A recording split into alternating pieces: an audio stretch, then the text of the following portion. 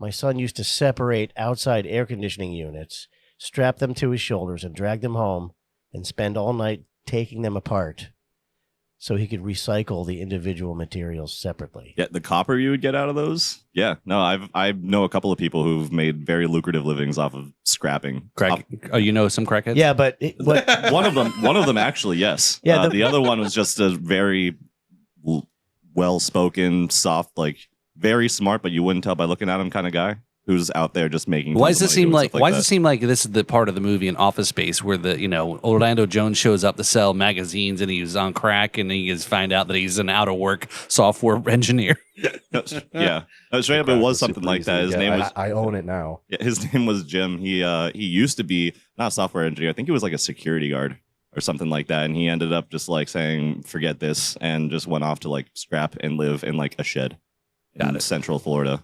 Yeah. Well. The sketchy part is he had to cut the power live while it was running.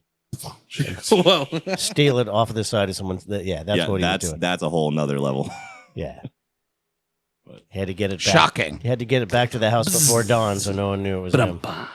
Those people who drive around with a trailer and just go house to house looking for scrap, I wonder how lucrative that is. It's got to be. Those guys make a 6-figure income. It's got to be worth. It's got to be enough to be worth it. I mean, but after hurricanes, the money goes way down on scrap metal because it's laying everywhere.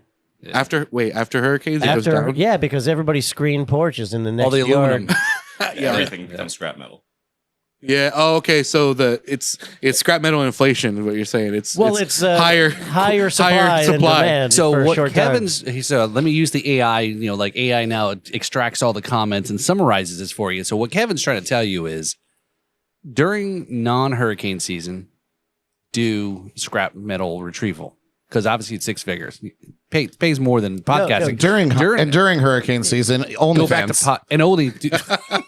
Yeah. See, to me, that sounds like a buy the dip situation where after a hurricane, you should be going out while everybody's still scared and grabbing as much scrap as possible. Yeah, I feel like you just don't turn it in for 6 months. Exactly. Yeah, I was about to say that. You buy it while it's abundant. Yeah. I mean, not buy it. You go and steal it while it's abundant, and then you. Is that going to be your pickup line? So you tell the chick like how much money you got. Well, I'm sitting on a few things. How diamond-handed I am with my scrap. They ask me what I do for work. A little this, a little that. Yeah. I went for the steal copper and sell it. I've been sitting on like 150 pounds of copper for the past 2 years. I'm a precious metals trader. Some value.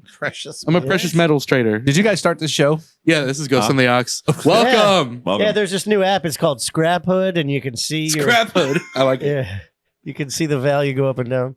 This is Ghost on the Ox. Welcome. This is the Chrismahanukwanzakah Special. I'm your host, Devin. With me, as usual, Trey. I'm going to cut to the main camera there. We're in the Riffs and Rhythms studio. So thank you very much to Paul and Kevin for letting us use that. With us today is Paul and Kevin, and also Brad Brock of JNC. He is the ghost on the Ox today. That's why he looks like that. He looks like the executioner. Nice to be here. You better watch out. You better not cry. You look like you failed the scary movie audition. How many scary movies are there? All the times. I failed them 6, all. 7, 8. Every audition. There's a lot of those movies. The first couple were good. Yeah, well, wouldn't it be terrible to be typecast as the ghost in that movie? It would be. Wouldn't it be terrible to be typecast as someone who plays in a scary movie franchise movie? Right. No. Well. The irony is that no one can see your face. How do you be typecast if no one knows who you are? But in scary movies, you'd be the token white guy then. Yeah, maybe. That's true. Well, I just meant what I was meaning was just the type of person who's playing in a scary movie is probably like a you get to C-list. You get to graduate up to car insurance commercials. Yeah. You get to graduate to car insurance commercials. Hi, you may know me from Ghost in the Ox, but I am Brad Brock. And I'm here to tell you about... I'm not a ghost, but I play one on podcast. There you go. Earn the name. Yeah. I just want to let you guys know what you invited in here tonight. Ooh. Or today. Where I don't even know what time it is. It's real dark. Yeah, we're recording this during the day, which is actually kind of normal for us. Yeah, pretty Usually much. It's in the afternoon. This is pretty early for us. This is early for us. We've done with our episode 50 special was in the early morning. Was it? Remember, we had the mimosas and everything. Mm-hmm. That was we should have some mimosas. I still have that video of you popping the bottle with the saber. Oh, and it just breaking. Yeah, just shattered, explodes in my hands. Editor, play the clip. The 50. Whoa! Shit! I did it. Take a sip. Yeah, classic. But this is the holiday special. Not quite at 100, but it's a special anyways. close enough. Close enough. Ed. How's your guys' day been so far? I don't have anything planned. We're just shooting the shit. Yeah, So introduce yourselves. introduce yourselves a little bit. For our audience, our audience probably doesn't know you guys. So all the women in our audience recognize us, but they may not know you guys. Well, how could they even notice us at all with you guys on the screen? Well, we have you both on this. We have us all on the screen at the moment. Well, now we don't. Now we do. Now they have you guys on the screen. hold on. Now both are on the screen. We got Jamie yeah, you and don't Joe see and the one man recording over here. setup over here. I have two camera angles. That's your camera up there. Oh, hi, everyone. You got to forgive Kevin. He's unaware of the technological advancements I know. of the 21st century. because he's the ghost of the past. You guys have all The these. ghost of the Yes, past. I'm the ghost of technology past. Each one of these huge, powerful transformers I drag as a chain because I refuse to conform to the new futuristic lightweight technology. When they invented the transistor. He I was. walk on glass every day. He was there for that. I was. I go back to the ancient implement called the knob, where we used those on a regular basis. Actual knob. And now tubes. knob is an insult in England. Yeah, right. Oh, is that what it is? Oh, you better Yeah, knob. you better get up on your. I got to get up on slangs. the Yeah, bloody English knob. vernacular. Yeah. And I'm the ghost of Christmas drunk. Ghost of Liquor's present. Ghost of Liquor's present, yes. And soon to be passed. A festivities present. Passed out. You got a gig tonight, right? Oh yeah. Where you playing? I'm playing at the Manatee Island up in Fort Pierce, so I'm real far from home. Ooh. Yeah. That's all right though. It's not till later. That's not that far. You can take a nap beforehand. Yeah. I could take a nap right now. You guys wouldn't even know. Oh, You are sitting on the couch. that's true. You probably the talk cream just as color. well asleep. Yeah, you just hear you hear some little snores coming out. We were just talking about. Hey, it wouldn't be the before- first time someone fell asleep on the podcast. Really? It would be the third. Ooh. Oh my God! Somebody is in a real in-depth story talking Listen. about their lives. Yes. bleeding their heart out. That was kind of happening. And you got yes. Trey over there. my. He's just like mouth open Nicole, mouth I'm so napping. sorry. That was Nicole. Oh, we were talking no. about Nicole earlier. Oh wow. Before you got here, we were talking about Nicole. No, I came out. I walked into the room. I popped a 40 milligram Adderall and knocked out immediately. I was so tired. Oh man! Like it was. You know, it's a good thing that somebody wasn't telling a story about, like not committing suicide and something real depressive and you fell asleep. Right? Sorry, Oh. your life is that boring that I fell asleep. Yeah, maybe you. Well, no, No, I don't. she- we don't she encourage was- that. she was talking about. Actually, I probably would have to bleep it if I say it. She was talking about. It was a funny story. That should have been. You way better. more. She was talking about. It was a funny story. It was funny. hilarious. She'll have to tell you one day. I'll bleep that. That's. I can see the scene now. Nobody listens to what I say. What do you think, Trey? Didn't you do that though? You cut to me like, "What do you think?" And I'm just there like, Did I? I don't remember. Probably. I feel like you did. I that think at least. I did probably because I was talking with her and not fully paying attention to your status.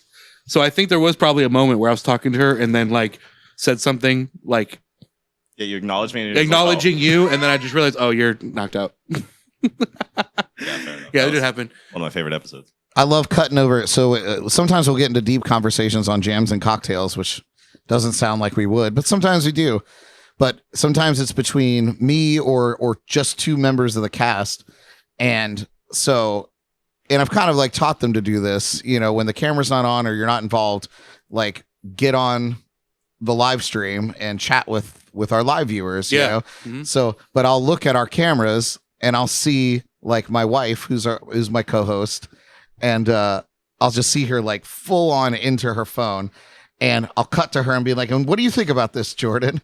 And she's just totally, it looks like she's completely uninvolved in what we're doing.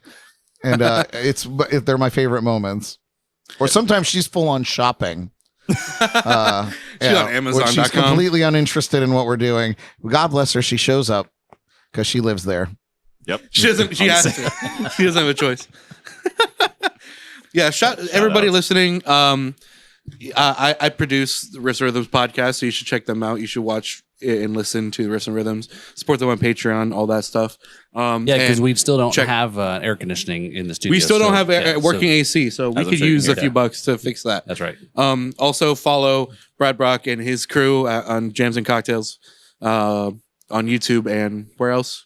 You guys have Patreon and stuff too, right? Yeah. Our main live streams are on Facebook and YouTube. I think we're going to try to do. Instagram and TikTok moving forward. You're gonna in the new year. multicast, like stream across all of them at once. Yeah. So right now we multi-track to or multicast to YouTube and Facebook when we're doing our live streams. We also simulcast to a couple internet radio stations. So the audio version is live. Do you use radio.co or whatever the main big one is? No, so it's I'm not even sure what their platform is. Shore Life Radio is one of them, and then there's another radio station that simulcasts. But I just use a program that they give me access. Yeah, and it just broadcasts. It just goes. Yeah, and I cut right into their programming. Does that support video or is it just audio only? Just audio. So. Yeah, we had to become pretty. We're a pretty video-based show. Yeah, but we're pretty conscious about our audio listeners. I feel like it used to be like back in the day, the distinction of what made a podcast separate from other mediums used to be more distinct, but now it's all kind of blurring together. Like YouTube videos, streams, podcasts, like they're all kind of the same thing now. Yeah, it just fall. I feel like shows like that fall under podcast because that's just what's in the zeitgeist. Like people, oh, you have a talk show, whether it's video, audio, whatever. It's a podcast. Any unsegmented long form conversation. 100%. That's a great definition. For me, I think the thing that defines what a podcast is the audio is the first priority. Yeah, the audio quality, the audio recording is the first priority. I feel like that's the case with all internet content, though. To a certain I don't degree. agree because even very high. I don't agree because I think most look at so many successful YouTubers so many successful YouTubers. It's about the content and what they're doing, and their audio isn't always that great. I've seen way more cases of people with bomb editing and really great things to say that have horrible mics and a really bad vocal delivery that have like nonsense views. Right. Because it's a content. No matter what the content is, if it's a chore to listen to or to watch, then most people, are not going to have the attention span to want to get through to the gems. So do you think that has given way to this rise of AI voiceovers and captioning and things like that? I know it's easy to hate it, but I hate it so much. But you don't have to have any skill in terms of audio production to have a really great voiceover for your content anymore. I think it's interesting. That I don't think is entirely true, at least not yet. I don't think that the technology is actually there to fully replace proper audio engineers or voice actors who know good vocal technique and can communicate with somebody instantly. I'm not falling for that one quite as much, just because we're in audio, we know what it takes, we know what a computer can and can't do, or at least I do, and I wouldn't be that worried about it. So we were a couple weeks ago with Patrick, and he brought somebody with him who was interested about podcasting, what's involved, and he picked Devin's brain all night, and we told him, what do I need to get? And he said, just take the phone. That's it. Just start there. And that's how most people, you follow those Facebook groups and podcasts, and that's all everyone's, I want to get in a podcast. What do I need? Yeah. Just do this, because most podcasts don't make it past 8 episodes, right? So if you can get past that, then you want to do this further, right? So rather than spending all this money on gear and so forth. So I do agree with you, Devin, about the traditional format, how it all started with podcasting was audio, right? Because it usually is like, are you a YouTuber or are you a podcaster? That's a distinction. Yeah. But then and I have a lot of friends that do video and purely YouTube said, give me your, again, just trying to grow our channel. That's when the whole idea was, give me your audio, rip it from the video. Let's put it out there so people listening in their car or don't want to spend the time watching on YouTube and more in that vein of watching versus listening. And they didn't never could get anybody to get into it. I'm like, just, Nia did it for a little while. Nia from my Rum Diaries, right? I wanted a rum aspect of it, just solely that. And again, is how do we produce shows? But I'm the same way as I think I'd hold audio higher quality when I'm putting out there for Apple, Spotify. Yeah, because the reason I think that is because if you couldn't get it nailed on the first shot, like Brad's show, right? Highly produced, very well, good quality all the way around. Very little because he does it right. But I've also learned a lot from him over the years as well, is how to make our lives easier, right? How to do it right the first time. So you don't have to stress all these other things. And like Devin, right? You coming on board here with Kevin and I has made our lives so much easier. So I appreciate you for joining with us. Yeah. And you've been a big help. And like we said, now editing videos, Kevin, and now that we do all this real time switching and all that, it's made my fucking life easier that I can focus on shorts and other content. Yeah. Now, right? And the increase in quality of the shorts has really been obvious that you're putting more time into that. Yep. But you're talking about audio versus video podcasts. All the podcasts that I first heard were audio only. Right. Exactly. I wanted to make the point that early days of podcasting were audio only, or at a minimum, the audio was the main focus because it was basically a branch off of doing radio. Because the whole point is to be able to listen to it and do other stuff and not have to watch anything. Like the visual is a bonus if it exists, but it's not necessary. Right. I agree. Right. Yeah. Yeah. That's what in the beginning of Jams and Cocktails, it was originally a YouTube thing, and then somebody called it a podcast, and I was like, oh, that's what you think? Because it was like interview based in the beginning, and it was very one-on-one. And so I kind of switched focus. I was like, I guess we should really pay attention to audio quality, and if something is happening in the room that we're reacting to, we should get in the habit of describing what's going on verbally. So it's interesting, and I take a large bite. He's pulling his dick out right now. Right on the screen. Oh, look at your screen. You guys aren't supposed to. Are you filming?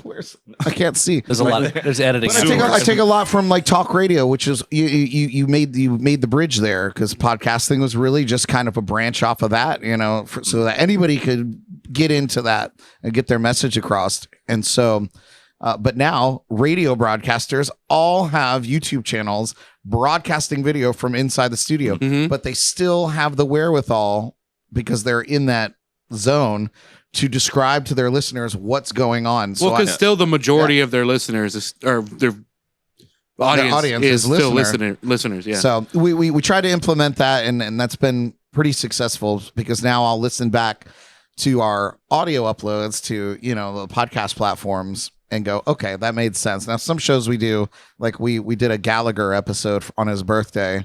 I don't know. You guys might be too young. I know for Gallagher. Yeah. Nice. Good. I heard he had twins. Watermelon Crush guy. We're gonna segue hard here. He had a brother. Yeah. That kind of like ripped off the show. Anyway, that was a huge lawsuit. Anyway, but I remember Gallagher from a radio station that I used to be a big fan of in Tampa when I lived there. 102.5 The Bone. If you guys know about it. The Bone. It's all talk radio. That's all it is, all day, all night. Different shows at different hours or different segments. And one of their primetime shows, they had Gallagher on to interview him, and he was just a dickhead. He was an asshole. He's a super wild man. He was an asshole, and they kicked him out. That's funny. He was because he was like being like strangely combative with the host and not really answering questions, like being really dismissive of like everything. It was weird. It was strange. It that's what I think 50 years of cocaine will do to you. Yeah. It could be that. But yeah, we did an episode kind of like, and basically the whole episode was happy birthday, Gallagher. Yeah. Now we're going to go and smash watermelons with a sledgehammer. Nice. And we smashed all kinds of stuff. Totally didn't work for audio. It's just nonsense. You gotta mic up the stereo mics. So I think literally that episode, ASMR. I think you can, if you play the episode on Spotify, when it gets to that point, it's like, go watch the video. There's a voiceover that says, go watch the video on YouTube. And now we're going to cut to the rest of our segments. So we like cut out the whole, but we did an axe throwing episode, same deal. All you hear is like, bop, bop, bop, woo. One episode that we did, I did have the audio only version and the YouTube version be a little bit different, and that was when we did Angelson Band, rest in peace. Not they disbanded, but we did them, and we had Jake run the drums. After recording, we had a little segment of him drumming. I put that in the video version because in the audio version, it kind of just doesn't make sense because you're listening, and then the episode ends and fades out with their outro music, and then a few seconds of silence, and then just random drumming. It wouldn't really make sense. So in the video version, you have the context of seeing him set up and start playing. But, little bonus content. So we were talking about, right, so Jams and Cocktails joined the B3 podcast network, as we talked about, was to try to grow more shows on there together for lots of reasons. And just looking at people that are listening to Jams and Cocktails, here, Brazil, Ireland, Sweden, Italy. It seems like a lot of places that like to drink a lot. Yeah, Seychelles, wherever the fuck that is. That's France. Okay. So, yeah, wine, whiskey. I don't know what they're drinking in Sweden, but it makes the women beautiful. It's that glacier water. That's It right. is that glacier water. Blue No, glacier water. isn't like Svedka vodka? Isn't that like yeah, Swedish? vodka is Swedish. Or is that from Finland? I don't know. Something. Yeah, if your Scandinavian. country doesn't have a national alcohol, it's probably just vodka. Just default to vodka. It What makes would sense. America's be? Vodka. It's Whiskey.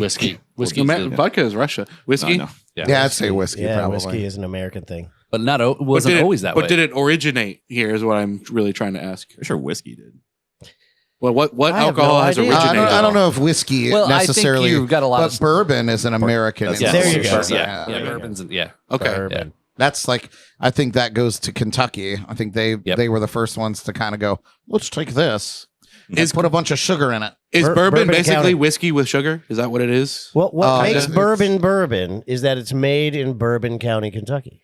Oh, Yeah, like scotch. It's got to be made from the water that comes from the well in that county. Or there's some specific criteria. Kind of like champagne only comes from Champagne, the Champagne region of France. right. Mhm. right. Otherwise, it's sparkling wine. Or Vidalia onions only come from Vidalia, Georgia.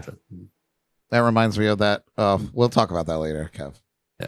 Oh, you got a Sammy reference? That was a Sammy reference. Yeah, it's one of my favorite songs he did. All of his songs that I like are my favorite of his. Well, speaking of, you guys are all active musicians, right? Are you still performing? I know you are. 2 out of 3. I'll be doing it Yeah. tonight. You mentioned your gig tonight. I'm Do you playing this perform at all? weekend. So I had to lose Not my for a while. ghost mask, man. I was burning up in there. I see you that. went to hell. No, we last. Well, for me was going through a couple projects in 2020 before the podcast was even started. Podcast thought was lingering around, Mhm. and then when the two projects kind of disappeared. Yeah. And I've had this space now for nearly what I say so 2004 since 2018. God, did you start saying 90? 19? I was Oh. trying to say is when exactly was it 19 or was it or however many? What years? century still- was the last time you were in a band? Is that what you're saying? Yeah. Yes, so it was in 2020. Okay. Oh, it's funny. Totally segue here. It's funny. Saw some ad about or watching something about Y2K. It was 25 years ago. We were all worrying about all of our shit was going to blow up in 25 years ago for Y2K. Yeah. they What thought were that you everything two was doing gonna turn 25 out. years ago? Yeah. Pissing Getting my born. pants. Getting birthed. They didn't have I to am worry ex- about I it. love They it. didn't have I to worry love about it. it. Yeah. I am Like- exactly 25 years old. That's amazing. Oh, so you're a millennium baby. I was born in 99. Right before I was Oh, born. so November baby. November of 99. oh, so your Oh, parents man. were partying like it was I was gonna say your 1999. mom wanted to That's it. party like it was 1999, but You know what's Very funny? Proactive Valentine's Day is what that sounds like. It was because I tracked it back because you know why? My mom's birthday is in February. Oh. Ah, No, So, There you go. you just what's that song? Birthday sex. Yep. no. What you do is you add 90 days to throwback. your birthday, Mhm. and then subtract a year, and that's your conception date. Yeah, I know. That's I was told there that's would why I be know no it's math. February. That's right. That was a Lubeck throwback. Yes. I'm sure he said that numerous times on your show. Lubeck had a good time that night. He did. Lord. So, We but learned a yeah, few things about him. but so at the projects fell apart, and so then it was like, now what do I do? And then just kind of podcasting became the last 5 years for almost 5 years now. Nice. So You know what's funny is we started our podcast at approximately the same time. Yep, and Before we knew each other. yeah, and so Brad's right around there with his show, 5 years now, right? Yeah. I started this show. Well, I've been podcasting for longer than this show, but this show started March of 2020. yeah. Completely irrelevant, like separate from the pandemic. It had nothing to do with that. It just happened to be coincidentally at the same time. Right. Because So- I'd already been planning it for at least like a month before that. It's So- kind of magical when COVID was not magical by any means, but I started in December of 2019, and kind of had already gone over all the technical things, and so by the time COVID hit, I was completely ready to blow all the other live streamers out of the water because I was like, oh my God, I'm prepared for this. And all of a sudden, everybody's live streaming. So Right. our audience grew so Dude. big because nobody was doing anything and everybody was live streaming. And so it became entertainment. It was television for You know what's a lot of strange? people. You know what's really interesting? I think because you and I have been on the internet for a long time, like consuming YouTube and internet content for a long time. To say the least, yeah. I feel like because of COVID and everybody moving to streaming and stuff, there was a huge spike, like you said, in people doing that, being at home and either for fun or for a way of income, moving to streaming. But at the same time, when that happened, I feel like there was also a huge uptick in general, like, production value of like YouTubers and streamers. Well, yeah, because I feel like what a lot of that is based on what I've seen is that when COVID hit and all of the people like Rode who are making all of this equipment for audio saw that there's this huge market for it now, and whether or not the bubble pops, people are still going to want to listen to these videos. Like they're getting more and more used to consuming this kind of content. Let's start pumping out more product, focused towards this content, more, software, hardware. Just as the demand for it. It's the same with music. Thank you, as the Rode, for demand making the Rodecaster Pro 2. I love it. Based Rode. Absolutely. So There are some When I- software glitches, though. I'd love you guys to fix, but yeah, Overall, it's there you pretty go. good. It's There goes perfect. that spot. except Now for we're all having the a stuff. lemon squeeze here. I didn't say it was Oh, we'll get perfect. to it. I said it was great. Yeah, I recall suddenly the people that I was paying attention to, their stream counts like went through the roof. Mm-hmm. And everybody was like, you got to get on live stream. You got to get on live stream. And it was a unique experience because I am a live entertainer. I play on stage. That's what I'm made for. And so suddenly now I'm having to learn how to romance my phone, right? And turn that. Not romance the stone, romancing the phone is what I was doing. And it was at first it was so weird because one of the things that makes live performance attractive to me is the instantaneous feedback. If they like it, if they don't like it, like right now. Here I am, watching the phone, getting good at that finally. And then I get to go back out on stage and literally I'm there and I'm thinking, oh my God, people are looking. Like I've been a live entertainer my whole life and suddenly I'm weird about people looking at me. So I had to put a phone up in front of me. So I would feel like back in my environment. Get back to playing to the back of a phone. It was the weirdest thing. But now I'm back to full live. Full frontal livery. It is definitely That should be the next live album, full frontal live. It is a pretty jarring difference between performing in a room of like 12 people instead of performing in front of a phone to thousands of people. You know what I mean? Yeah. Yeah, it does Completely kind of do different. something to your head. Like, Yeah. I wouldn't. We don't have like a huge audience on here, but doing this is way, to me at least, like more comfortable than talking to people when we did open mics. Like that's why I let you do the talking usually, because Yeah, I for kinda feel me the it was opposite. because from you really think it's the opposite for you. Yeah. For me, this is more comfortable. Whereas doing that live, like trying to talk to people live when I can see their reactions and hear them get interaction back from them in person, like it's fun, but it's also more like a little more. I don't know. It feels like higher stakes. Well, so here's the cool part, right? And this will line up with a lot of what I know you've heard me complain about before. But the Sure. difference between this and what we were doing there is that this is being recorded. Yeah. At the open For mic, posterity especially the open mic that we forever. ran, if you know how sketched out I was by you live streaming those, people said some wild shit, Yeah. myself included. But that's the fun part. Yeah, exactly. And so not having that be recorded is Yeah, no beneficial to evidence. everybody. No evidence ever. Yeah, Imagine we caught Walter on the on the stream. That would have been amazing. I think we're good on that. Yeah, but another thing that coincides, another trend with the listeners or the watchers or whatever you are, is that the glitzy, perfect production is not necessarily what everybody wants to see. Right. Mhm. Everybody wants to see the warts and all behind the scenes version. Yeah. Which is handy because you don't have to make it, ready for prime time. You can just make it warts and all, and people still like it. Mm-hmm. Yeah, and it makes it even more frustrating when you see those podcasts with the extremely high quality production and the extremely low quality Content. personalities. Yeah. Yeah. Yeah, it looks Hey, man, like I that. feel attacked. when it's too good, it looks fake. Uh-oh. No. No. Yeah. I'm out of here. What do you mean by that? Obviously us.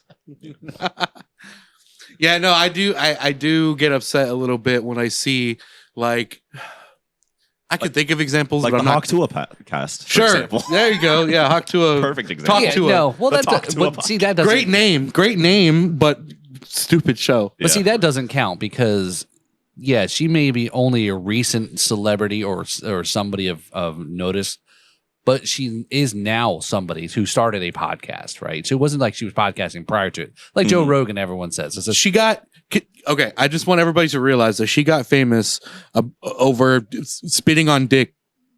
That's the meme. She No, spits that- on dick. well, no, That's she's it. talking about it. she That's didn't. it. No, she didn't do it. She just- said yeah, it. she Yeah, just She said talked it. about yeah, it. yeah, because that's a whole nother. She educated That's a an whole entire other genre generation. That's a whole of genre. entertainment. You're right. Yeah, that's right. No, So- but conceptually, that's what she got famous for. But can we Also, lead into that real quick? She's getting shit on right now because of her meme coin. Oh yeah. Well, Hawk Tua, Yeah, shit yeah. on. It all kind of runs together. Oh man, There we go. Talking about there goes the Sorry. riffs. the Watch shit, out, shit, that's- shit show. That's all jacked up. That drum is off center there. So, folks, So- this is what So while happens Devin when- is distracted, yeah, destroying our studio. I Thank you, by I the way. heard yesterday on Christmas, the birth of our Lord Jesus. Yeah, today is the 26th, by the way. We're recording this after Christmas. Oh yeah, sorry. Whenever Christmas was. in we're- this time space universe. No, we're not. We don't hide. Oh, good. We don't hide Good, good, good. our I recording know time. a couple people that do. Yeah, Me too. But, It's a huge secret. It's an industry. Only industry insiders have figured it out. I heard Yeah. that new legislation is making Pornhub Mhm. less accessible to regular people. That now you have to upload a photograph of your ID. Regular people, like, what do you mean by Those- regular? Everybody people? watches it. Regular So gooners. you have to Speak for upload yourself. I don't a think copy of anybody your who's state regular ID watches Pornhub. Irregular. to prove your age now. You can't just click it away or whatever they're doing. the whole point of that, I think, is just so that the minors can't Mhm. access it easily. Yeah. Like they could. Yeah, but I Are you don't think kidding. You can there are commercials on Facebook Reels now that are porn. Oh yeah, it's Like, ridiculous. There's you porn click on available. it and boom, there she is. Here's a contradiction. You want to hear a crazy thing? Do you know what the age requirement is to use Twitter?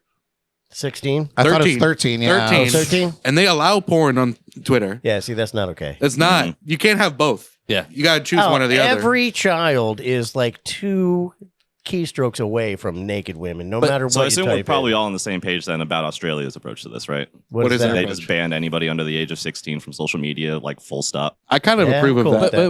But here's the thing though, right? There's social media And then there's the apps and platforms, right?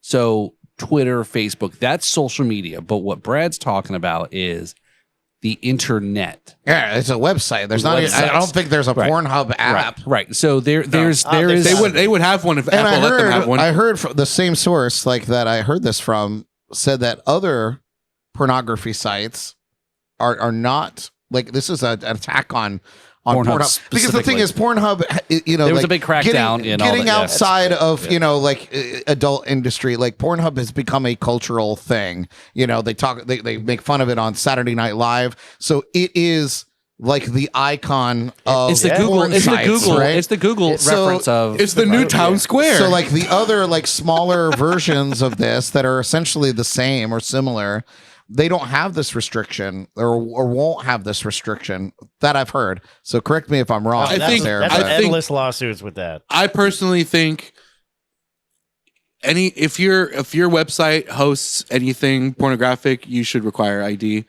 Or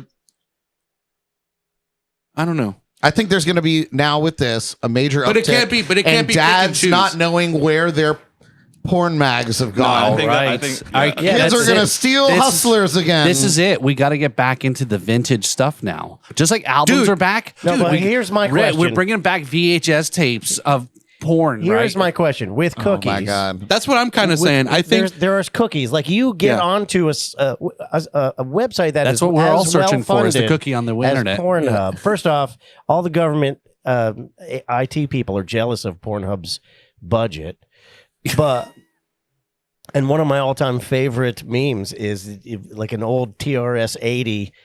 If you don't know what that is, it was like the first laptop, like the first desktop computer that was, usable. This is like from the 80s. And then they had this giant See, folks, this is why we said the ghost of Chris's past. Yeah, it's the difference between the government IT web, budget and Pornhub's web budget. But if you get on to any site, they know who you are. They know your IP address. They know where you were last night. They know what time you take a dump. I mean, it's all there. not mine. So I got VPNs. Why do you have And virtual to give machines. Why do you have to give an ID? So ID? that's kind of what I think Pornhub is, because I followed up reading articles about it, and Pornhub as a entity is really trying to promote a device-based ID situation. So like, instead of like uploading a photograph of your ID, they're doing something encrypted, encrypted, because your device knows your identity, right? It's all so they know that somebody over. Well, they can do something similar. They can do something similar. Well, they could do something similar to what any of your phones do in terms of Face ID or thumbprint or whatever, where they're not actually keeping a record of it. Right, your The device says yes. Yeah. We've It's confirmed this. It's two-factor, right? That's what it is. So if you're logging in and then it says, all right, now, like you log into Google or you forget your password on YouTube or Google. Bro, imagine you got to jack off and you're like, I got to get the code on my phone. Get a code texted to me. But all that's going to do is hell, it's people all are over just now. going to take a screenshot of Joel Osteen's ID and put it up there for Pornhub. They're just where there's a will, there's a way. People are going to find. There are so many ways to get around what they're saying to do. McLovin. Like, it's not McLovin, yeah, that's right. I have one of those. I have a McLovin ID. sweet. I mean, it's I was perfect. going to say that I think, I was going to say earlier, I've said this before. I don't remember where I said this, but I think it's not, I think some porn is more degenerate than other porn, but it's not porn as a whole that I'm necessarily worried about. It's the easy access to it. I think if a kid gets a hold of porn, they need to like work for it. They need to like bike across town and like find a mag in the woods or something. Yeah, man. You used to have to go or turn your into a store dish to get a fuzzy channel. You used to have to go into a store, grab something off a shelf, and walk up to a counter and look somebody in the eyeballs and say, "I'm buying this." Yeah. Yes, you should have to go through that gauntlet. There needs to be some work put into it to earn that. No, well, the thing that I agree with you totally, because I've seen kids. You arbitrarily and accidentally hit two keys Right. that happen to be contained in a popular search parameter for porn, and then hit enter, and bam, you got naked women on the screen. Like that's not fair for children. I'm going to tell you a story I told Trey the other day that he said, "Why haven't you told this in the podcast?" before I discovered porn as a kid when I was on the computer, I was just browsing YouTube and I didn't really know what was and wasn't allowed on YouTube because I was like 8 or 9 or something. But I was very naive and I didn't know what a boob job was, the surgery, but I kind of vaguely knew what a blowjob was. And so I saw the term boob job, something or other in a video title. And there was like a pretty woman in it. And I clicked that thinking it was something sexy to watch. But all it was like this lady doing like a consultation with a plastic surgeon. And I was so confused as to what am I watching right now? I thought I was going to get horny. This was the big thrill everybody's talking about. Yeah. Oh my God. Well, there definitely was. I remember a season. There was like a year of YouTube where like the big thing was the sex education videos. Oh, it's still there. Yo, I know, but it was Still like a a big thing on YouTube. It was a more significant chunk. Like a how-to video? Or? Yeah, how-to videos, but with all of like the most physically unattractive naked people you've ever seen in your life, explaining how to do things. Yeah, there's educational stuff for like or like that doctors are filming, or like, you know, medical things. There's like very obviously produced to not be sexy, right, but with extremely high view counts to indicate that there's stuff like childbirth. Yeah. People are watching. There's stuff like, dude, nobody wants to watch. If you ever, I don't know how it is taught here in Florida or in schools anymore, but when you have to take sex ed, you know, and they're going through all the explanation of things. But yeah, nobody wants to watch that video of that baby coming out, because then that's what's supposed to scare kids. It's like blood flows right on the highway in the driver's head. It's supposed to scare the kids away from doing things. Right. Reefer Madness, all these videos. How'd that work out for us, though? I actually was presented Reefer Madness in grade school as a movie day. Awesome. Did you see the guy that cracked the egg? Like, well, it was drugs, that commercial. The Pee Wee Herman. This is crack. This is no. The funny part was they brought the projector card in. Oh, with classic. the reel-to-reel video machine. So it was like the shaky voice and the... I could hear Kevin's knees cracking right now. What? Yeah, you said they wheeled out the cart, and I was like, ooh, nostalgia. I remember they did that. And you're talking about reel-to-reel. I was like, oh. Yeah. It was and it's funny. Trying to watch a teacher work a reel-to-reel. You know what was really funny is, for me in high school, we had a regular, like, not like old, but an older TV. And this kid in my class had an Android phone that happened to have an IR blaster on it. So he could turn off and control and do stuff and control the TV from his phone. And so we had a substitute in this day, and we were watching a movie just because the English teacher was not there. Right. And the kid kept turning off the TV just to mess with the teacher.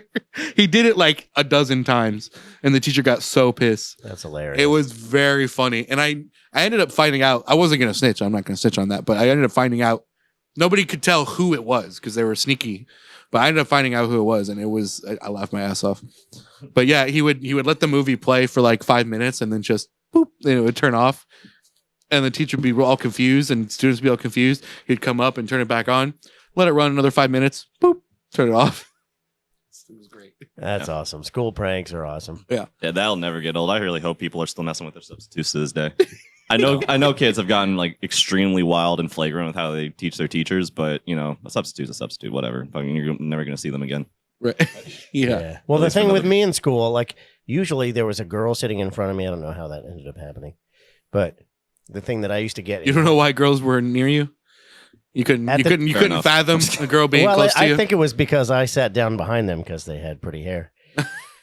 But I would Fair. get it from my teachers regularly. It would be like everybody be working, and then all of a sudden, out of nowhere, a teacher would be like, "McLaughlin, get your hands off of the girl." Whoa. That's a clip. 'Cause I would be That's a clip playing- right there. Yeah, right? I would be playing with their hair. Everybody else is working. I'm like, "Oh, this is nice." Y'all ever been in that bathroom?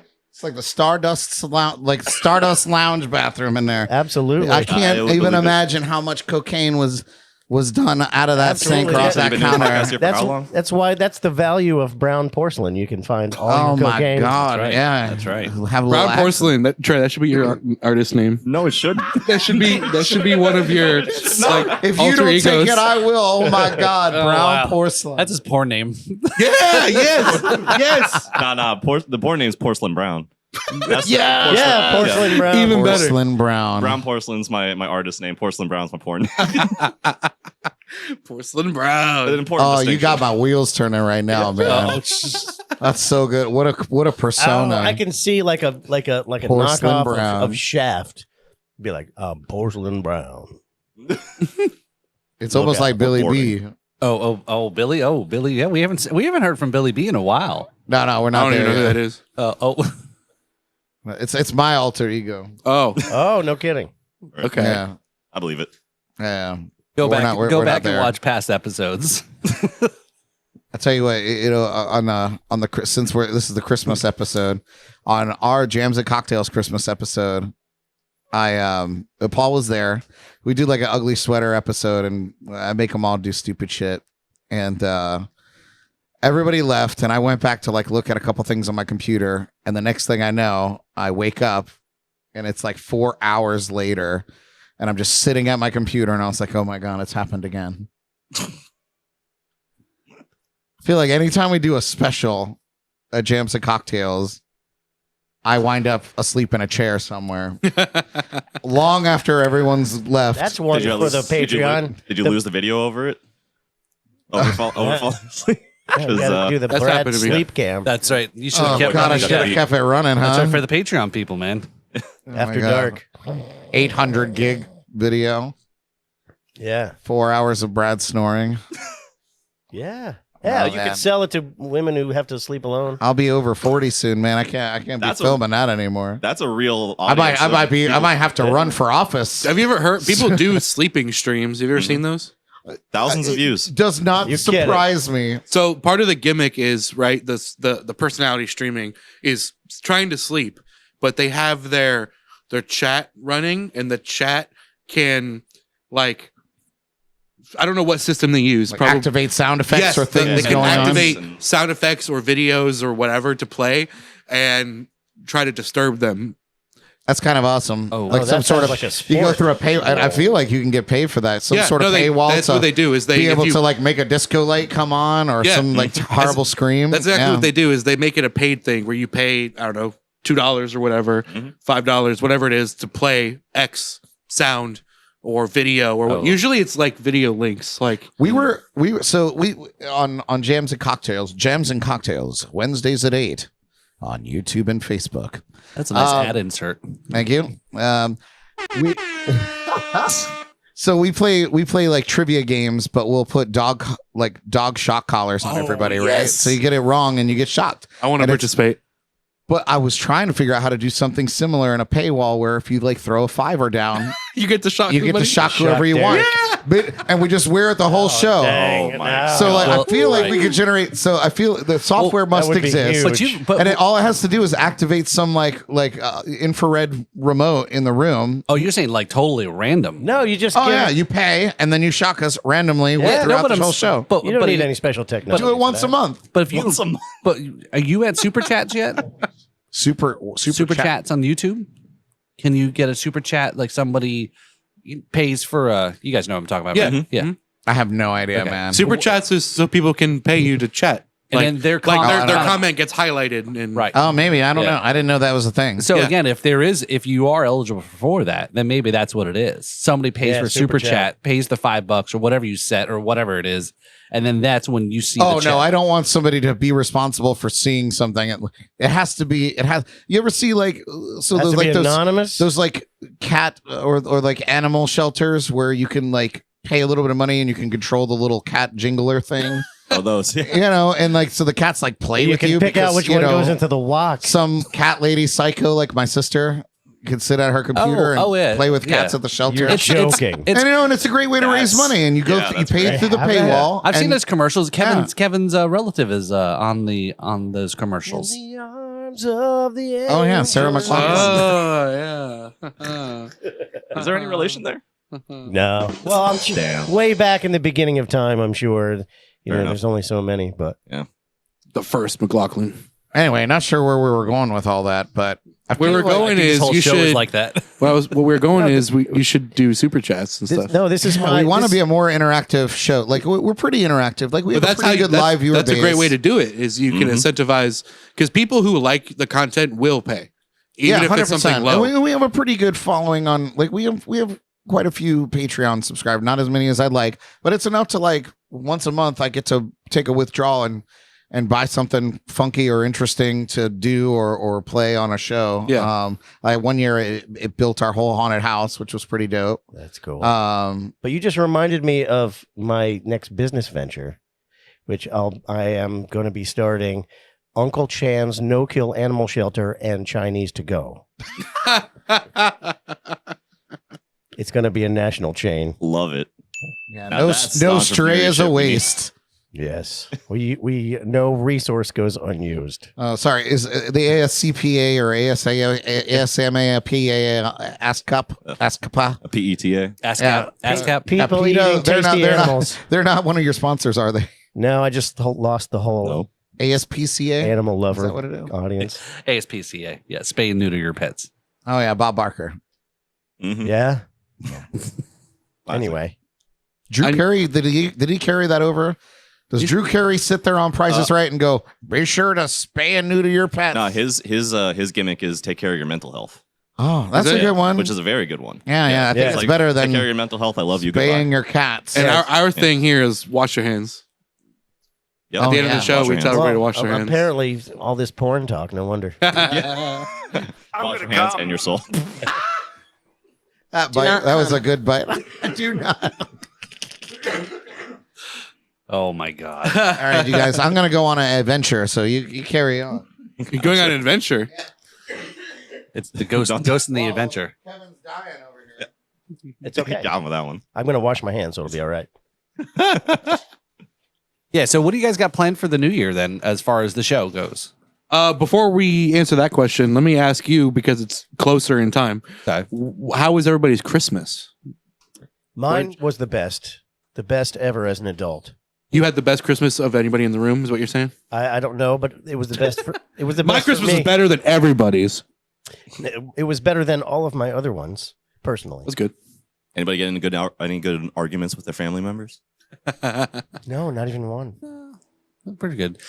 But neither good. did actually I'm happy to hear take it. you up on the recommendation that you dropped on the Riffs and Rhythms show a couple episodes back. Was we were was talking that? about albums and records and things like that, and then we got on a tangent about you dropped the whole listening to Kendrick Lamar. Yes. Oh, The we were Pimp a talking about So I did music. buy, so I and- did real quickly. So Yeah. I did buy. My son was. Remember, I mentioned that my son was asking for albums and things like that. So he Yeah. got a record player yesterday or whenever Christmas Day, and bought that album. So Nice. Which album? Hey, To Pimp a Butterfly. that's one of them, right? Nice. Because I asked him. I says, so which camp are you in? Are you in Drake or are you in Kendrick? And he's kind of Holds gun to his head. before we get- What did he say? What was his answer? I need to know. Yeah, he's a Kendrick guy. Okay, So good. yeah. So before we get too far, let me ask. So we talked right about albums on our show, Kevin, right? And it's making a comeback. They're outselling cassettes or They CDs. have and so forth. outsold CDs. Yes. Have you gone shopping and looked at any albums lately? No. Okay. Take a guess on what an album is. Brand new album, fairly new, even new $30. releases. Yeah. When Yeah. did To Pimp a Butterfly come Yeah. out? 2014. That sounds right. Something like that. Thereabouts. Somewhere Yeah. mid. How much 2010s. was it? I'm really curious. It was 20 bucks? 36. 36. Okay. 36 at Barnes & Noble. Yeah, wholesale Yeah. price on manufacturing an album is between $15 and $20. Yeah. So he got that one, bought him for, and then I figured, all right, well, what other albums that are out there? He's more into listening to rap and so forth. And I said, all right, let me go back to some of the old school stuff that he probably doesn't know and hasn't heard of us. So I bought him Nas, Nice. and then I bought him, there was an Eminem, like, greatest. I'm like, all right, well, at least you've got somebody there too. And then I think he got a couple You of gotta have the token white guy rapper in there. You gotta have the Yeah. gotta have a So- little bit. I was looking for Biggie though. So, but if you listen, we talk a lot about that. Is like if you like this musician, you're probably going to like all this other behind that got them to, to where their influences. Absolutely. Yeah. So to give you context, Trey, there was a guest on the show. I'm not going to name it. It doesn't matter. Who commented that they really don't really care for rap stuff because they feel it just mostly promotes like violence and drugs and all these things. Yeah. And I didn't comment. That's unique in the music world. Right. Yeah. I didn't comment on it during the show because that really wasn't my place. I'm producing. I'm not. It's not. It doesn't matter. After the show, we were talking about it though, and I said that in my opinion, most people who say they don't like rap just haven't heard actual meaningful shit. Yeah. Meanwhile, we're and listening to like Motley Crue and Grateful Dead. Back in the day. And then my first recommendation to Kevin and Paul was To Pimp a Butterfly, because Kendrick was the first one that came to mind of like meaningful shit, who's like well produced and also goes hard and is also like very well thought out. Is actually a fleshed out and thorough work of art. And he won a Pulitzer for that album. Yeah, so which I don't even think makes any sense, to be honest. I do. am not on the Kendrick deserves a Pulitzer boat. I do because I do Pulitzers consider for classical and jazz. I just consider. And he didn't even win it for To Pimp a Butterfly. That's a fucked up part. He won it for really? Damn, which was like... I'm tripping. I thought it was To Pimp a Butterfly would have been a different situation because that is a very jazz-coded album. Yeah. Like, thoroughly. That would have made sense. But Damn makes absolutely no sense. I thought Pulitzer was specifically for written works. I thought it was like for poetry and for technically novels and writing. But it's for musically. What medium was the written work put on? But that's my album. That's my point. No. It's music, but it's lyrics. It's poetry set to music. Right. So it could all music could be written work. It was kind of my point. Spoken word, right? Sort of. Yeah. Well, all I mean, a spoken. lot of 70s rock is a little bit dull when you take the music away. Just listen to the lyrics, like Well, I baby, should specify. oh baby. Hey, Unless you're baby. Bob Dylan, because I feel like he was the first rap artist. Bob Dylan. Whoa. That makes sense. Nuclear take. The whole 60s poetry set to acoustic guitar movement Hey, you ever like could very Get it? easily be considered a precursor to rap. So, Paul, what did you think of? Folk is just white Pimp a rap. Butterfly? We haven't listened to it yet. You didn't listen to it yet? Yeah. Let me know when you do. Yeah. Want to hear thoughts?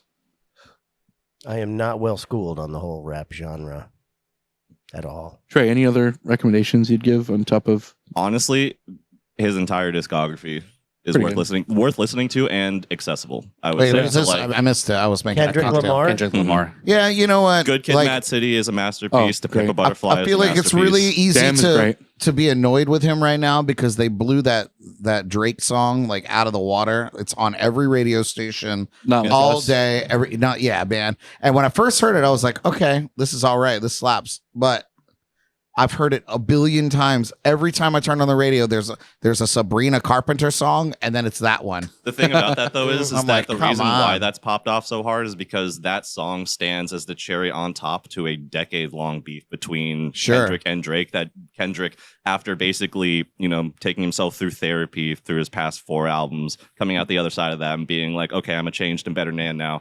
I'm going to kill this guy. And destroying Drake effortlessly. He literally in one of He came out the therapist's office and pointed a gun at Drake's head and shot him. in one of the songs during their beef, during their back and forth. Literally, one of his lines is talking to Drake's mom, and he's like, "Yeah, I think your son should die." Yeah. Oh, wow. Talking to his dad, like, how dare you raise a man? Yeah, like he said he addressed his dad. He's like, how dare you raise a person like this?" Yeah. So no, There's a lot of shit. So for most of your audience, they get this reference here. So for Kevin and I, because I'm probably sure you're more in tune because you're somewhere probably because you're at least listening to the song. He's younger, I'm so he's still more in my hip. 30s. Oh, that's right. That's right. You're not old yet.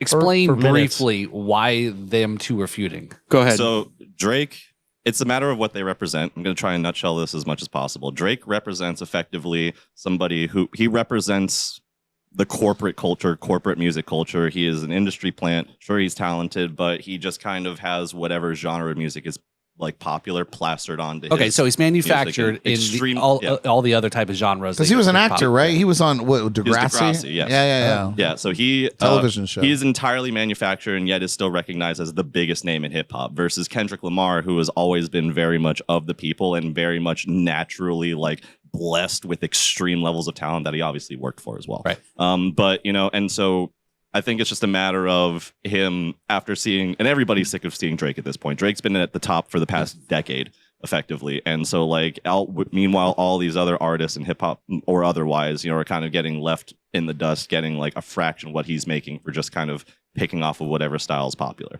And so Kendrick actually being a representative of the culture and the people that culture represents, came out and was just like, this cannot be allowed to stand any further, and basically destroyed him in song. Basically said, I'm tired of you being a culture vulture. Yes. Mainly. Yeah. And he called him out for everything everybody knew about him up until that point. He just said it, and he said it over music that was better than anything that Drake and his entire team of producers could I agree. produce. I like Kendrick Lamar a lot. Yeah. So And that one song, song I'm sick of.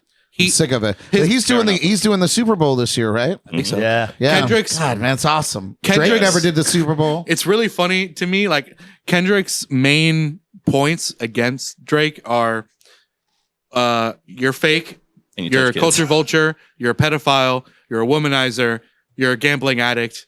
Like basically, You're a deadbeat. you're all these sinful things. You're just a bad person in general.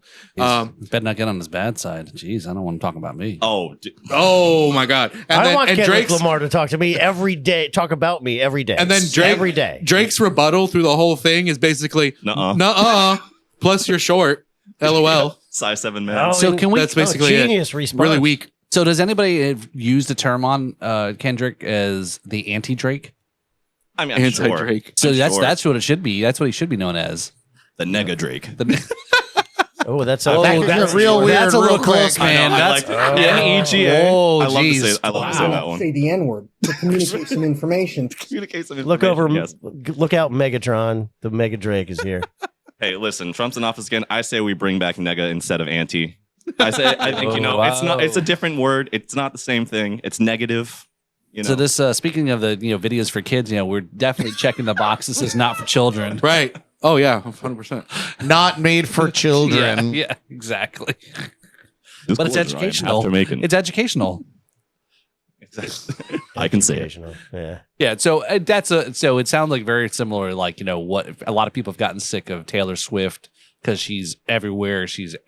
But again, forgetting the fact that she's very talented. Too, Yeah, and there's right? nobody really doing to Taylor Swift what Kendrick Lamar did to Drake. Even though I feel like if any of there are definitely some pop artists out there who could. I feel like. But see, it's not in the genre though. It's Man, like It's Taylor more Swift yeah. isn't like Drake is notoriously kind of not a great person. Or at least I have never met him, so I'm passing judgment without knowing the guy. But like in the zeitgeist, but Taylor Swift on the whole is a generous, role model for Look at she for paid, young girls, blah, paid blah, her blah, paid her whole crew, all that. Yeah, so like, why would you touch that? I wouldn't. Well, I think also in That's the what she said. rap and hip hop sphere, there's a lot more precedent for people feuding and knocking each other down. Yeah, that's far more trying part to of it. climb up. that's been going on since like Biggie and Pac. Yeah. Since the Gladiators. Where's the beef between like Taylor Swift and Charlie XCX? That's what I'm trying to see. Charlie There needs to was just like a come out little and, beef because at the time they were both. Well, there was Kanye and I Taylor. think they were both Yes. dating members of the 1975. You guys know that band? Mhm. So Taylor Swift was dating the lead singer, and Who hasn't she dated? Charlie XCX. Wait, you're serious between these two? I'm dead serious. Oh wow. She was dating like the drummer or the bassist of that band. And whoever dates a bass player and loses. don't get it twisted. Charlie XCX is a pop star in her own right, and she's very Very good. good. Brat. Yeah, like huge, but like Taylor's at another level, So the feud was, and this was, I think, just generated by their fans, was that whenever Taylor was around, she sucked in all the light available, and everything else was a black hole. That's gotta really suck for everybody around who So to speak. so to speak. That's gotta But really I think suck. Charlie XCX is still dating the member of the 1975, whereas obviously Taylor's And not. so she definitely took the dub on that one. Yeah, but W, I Charlie. think she came out and was like, no, there's never been a beef. Like people are making shit up. Mhm. I mean, that's the best part is like a lot of them, they don't even have to beef. They can just let their rabid fan bases just generate whatever lore they want to. Oh, and just yeah. keep and just let Oh, it that. happens. And this goes back to your comments earlier about the YouTube channel and stream. Is getting a successful chat to live on its own while you're streaming or doing your thing is what everybody wants. Because then it's like you don't even have to really pay attention. Fostering a community that's kind of self-sustaining. And they're Yeah. savage on each other, savage on this and whatever, right? So I mean, that's what everybody wants because now you've got people locked in for views and engagement and Mhm. blah, blah, blah, Go blah. ahead, tell us how much we suck in the comments. That's good for engagement. Yeah, for Yeah, real. our Yeah, live that- streams on that's Jams and genuine. Cocktails, man. Like sometimes I can't even keep up with the comments anymore. Like, and even the girls, like they'll be watching, but we'll get involved in what we're doing, and it's like there's a whole sidebar happening, and I'll look and I'll be like, I'll give up. I'll be like, nope, I have no idea what they're on about. Yeah, sometimes I have to exit out because you lose track of the show watching all the comments. Yeah, it's hilarious in its own right. Yeah. So But they're exactly to your point, it That- creates a culture where people log in just to talk to the other people Yeah. in the show. That actually happens to me a lot with certain people that I watch where the comment section is equally, if not more entertaining than the Entertaining, show yeah. itself. And so like a lot of times I read the comments on Asmongold's VODs and stuff. Oh, that's His clips. half the entertainment. Yeah. So I go in the comment section. Sometimes there'll be a moment right in the video that I'm like, I know people are commenting about Yep, this. you go right down to the This first moment. comment. Yeah, you go to the comments, it's the first thing, and there's a whole conversation about that thing, and then that becomes the whole main reason I'm there. Is that Mhm. one 5-second thing. That's why shorts are great because you can get like dozens of those out of a single video. Yeah. And then Yeah, it's everybody's awesome. just arguing in the shorts, but that's still engagement on like a 10 second. 100%. Yeah. Yeah, we're unlocking the algorithm here. Which to go back to a point, I don't know if we were talking about this before or after we started recording, but you were bringing up AI, right? Yeah. And so like I think that this is a great example of like how AI is actually like a huge benefit as opposed to like a thing for A artists and detriment, producers. yeah. And, a detriment, yes, it's to both artists and us, is because it automates the content creation side of things. And because it's like it allows you to create, it gives you the freedom, or at least that's what I've noticed it for me, and I'm sure for you as well when it comes to. I don't use AI for anything, so I don't know. Well, you probably should for stuff like generating shorts and stuff like that, just for the sake of optimizing time. Because like when your craft is in the production and all of this shit, but it is required of you to take part in the content machine, having AI there to kind of like bridge that gap, so you don't have to learn to become like a professional video editor just to be able to effectively advertise your music or something like that is Right. huge. Yeah, Being we use services that like uses AI to generate short forms of our long form shows, and it puts on the captions and it gives us descriptions and titles, and so like I can throw a short out every single day after an episode and create engagement for my channel. And with the ultimate idea is to gain subscribers, or something to pop off and go haywire, or but it's consistently throwing out content every single day using AI. So you can go through your own video and clip out things that you thought were interesting, but AI knows what's interesting because it has the world's brain at its fingertips. So with some minor editing on what it chooses, you can have quality, I think Opus Clip is what I use. And not that this is a commercial for Opus Clip, but Opus How Clip. much is that? Is that like a monthly subscription? And use promo I think code. you pay for the year and you get a bunch of credits. Yeah. Dang. Yeah. And For a flat yearly rate? For a flat yearly rate for Opus Clip. Use promo code James. Satisfaction guaranteed with a 30-day trial. Yeah. Yes, with a 30-day trial, Opus Clip. But no, seriously, there are many products, but Opus Clip is the one that I choose. But it gives you like 20 plus clips. Wait, of your do it show. again. Do it like a fake ad read for it. Opus Clip is what I choose. There you go. Nice. That's good. I like that. I think that came from Ron Howard. It was originally called Opie's Clip. He used it for movie trailers. Wrong. Nice. That was a circumcision. Yeah. I'm just barely old enough to get that reference. Ah, Just barely. Yeah, similar. We were talking about before the show was similarly. I use a different app for our stuff, and no, we don't yeah, name that app. Yeah, we don't want it because that's actually Chinese. So I need to get into yeah. the president, start utilizing some artificial intelligence. Oh God.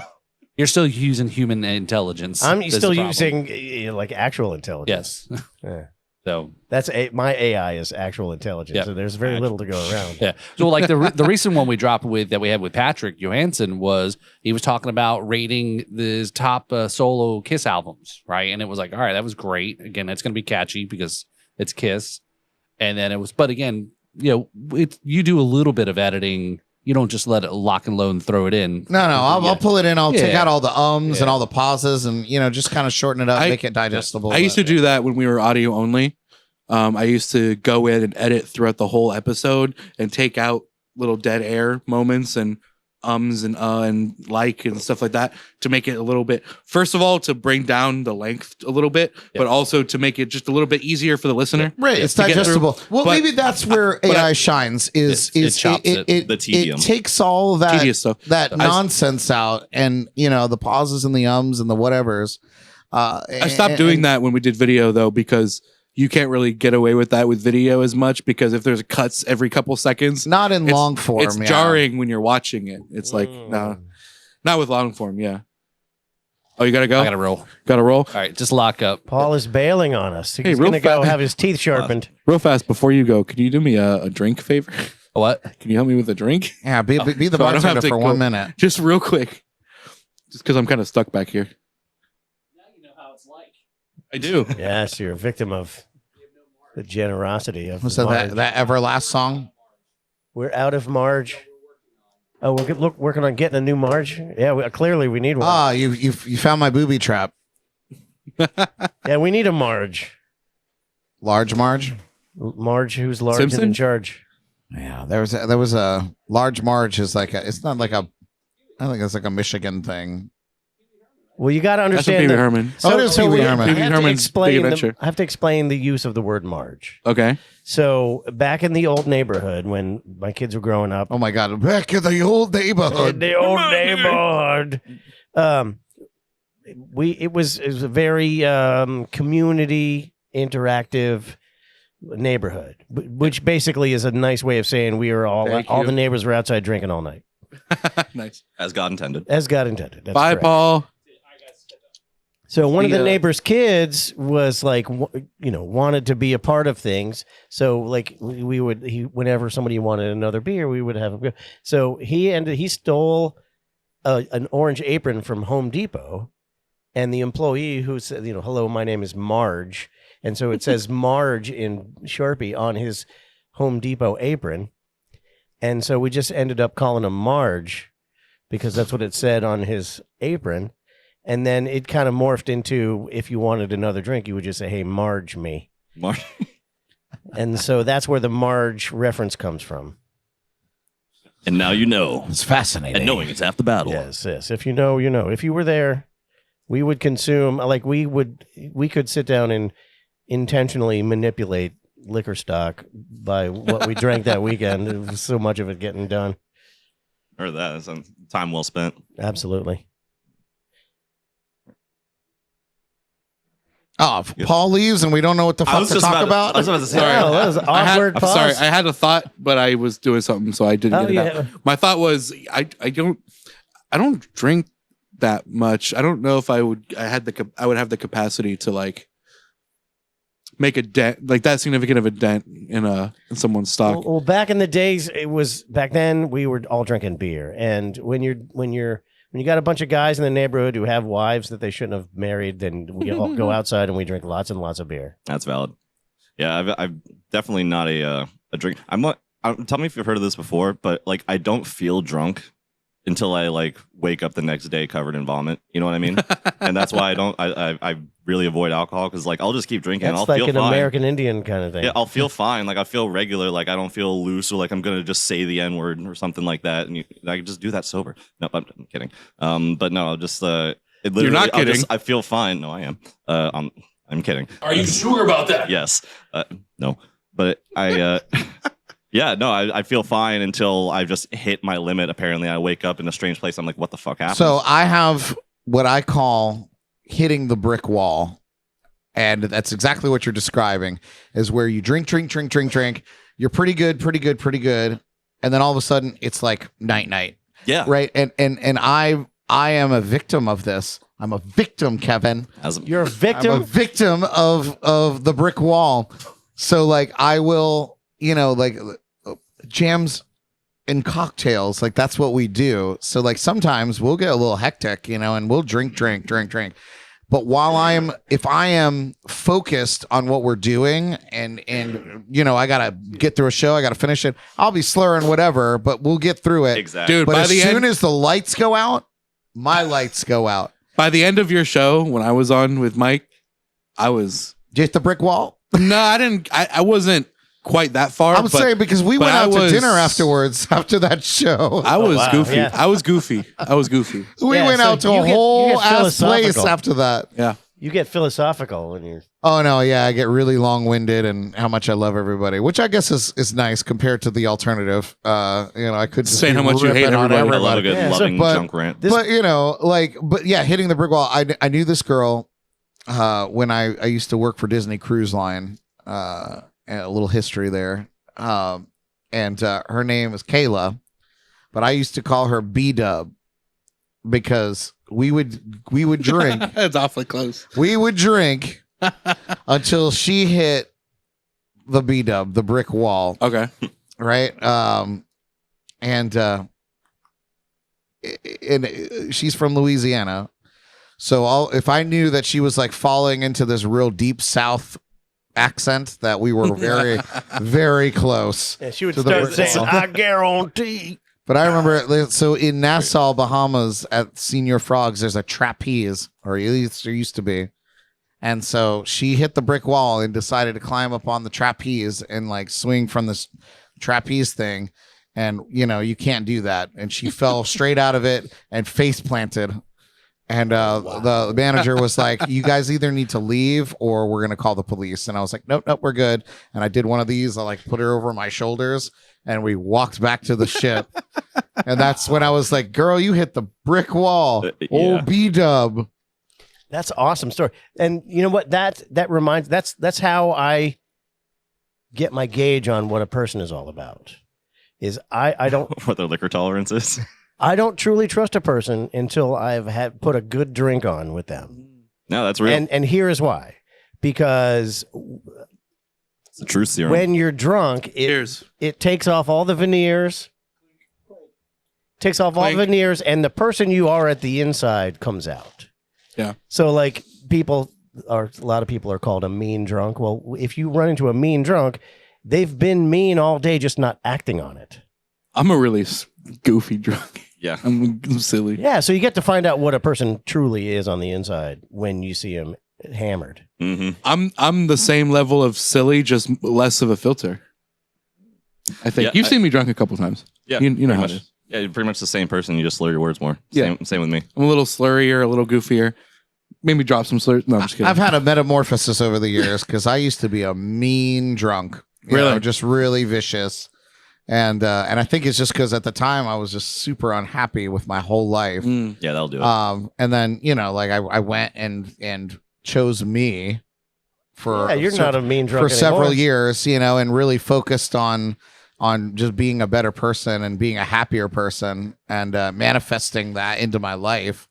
And now like I can get pretty drunk, and I used to not be able to listen to anybody. People would be like, you need to calm down, and I would just buck up, and but now, if like my wife or somebody is like, you go take a seat, I'll just be like, okay, I'll go do that. But like Nice. but I didn't used to be that way. So to your point, Kevin, I think sometimes like people change and people have the ability to. So Well, absolutely, of course, know, everyone but has the it- option of changing, but you get to see what's really going on at the center of. well, the that's why they person. call it inhibitions. Like when you're uninhibited, you see the beast within, man.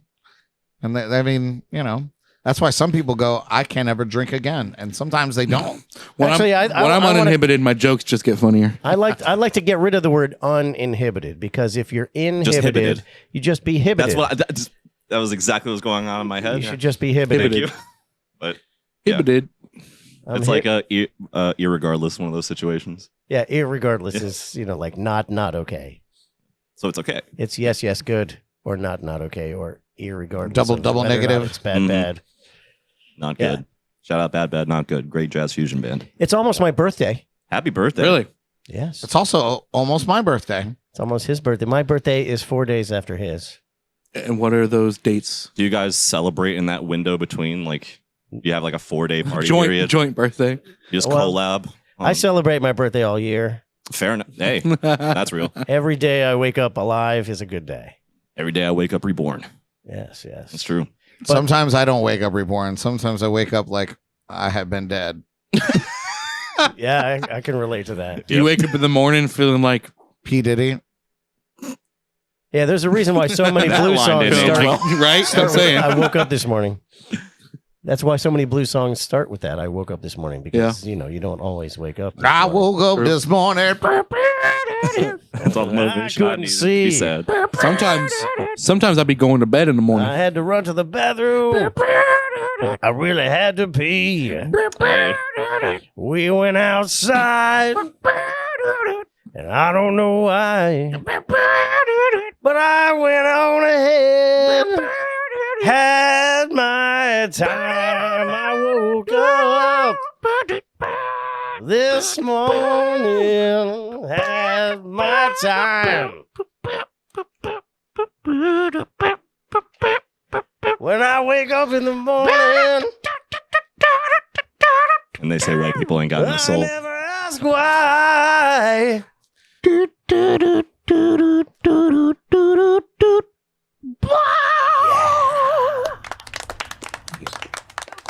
That's our first That's our first co-authored song. Look at Burn that. it. Yeah, Send it. Put it on wax.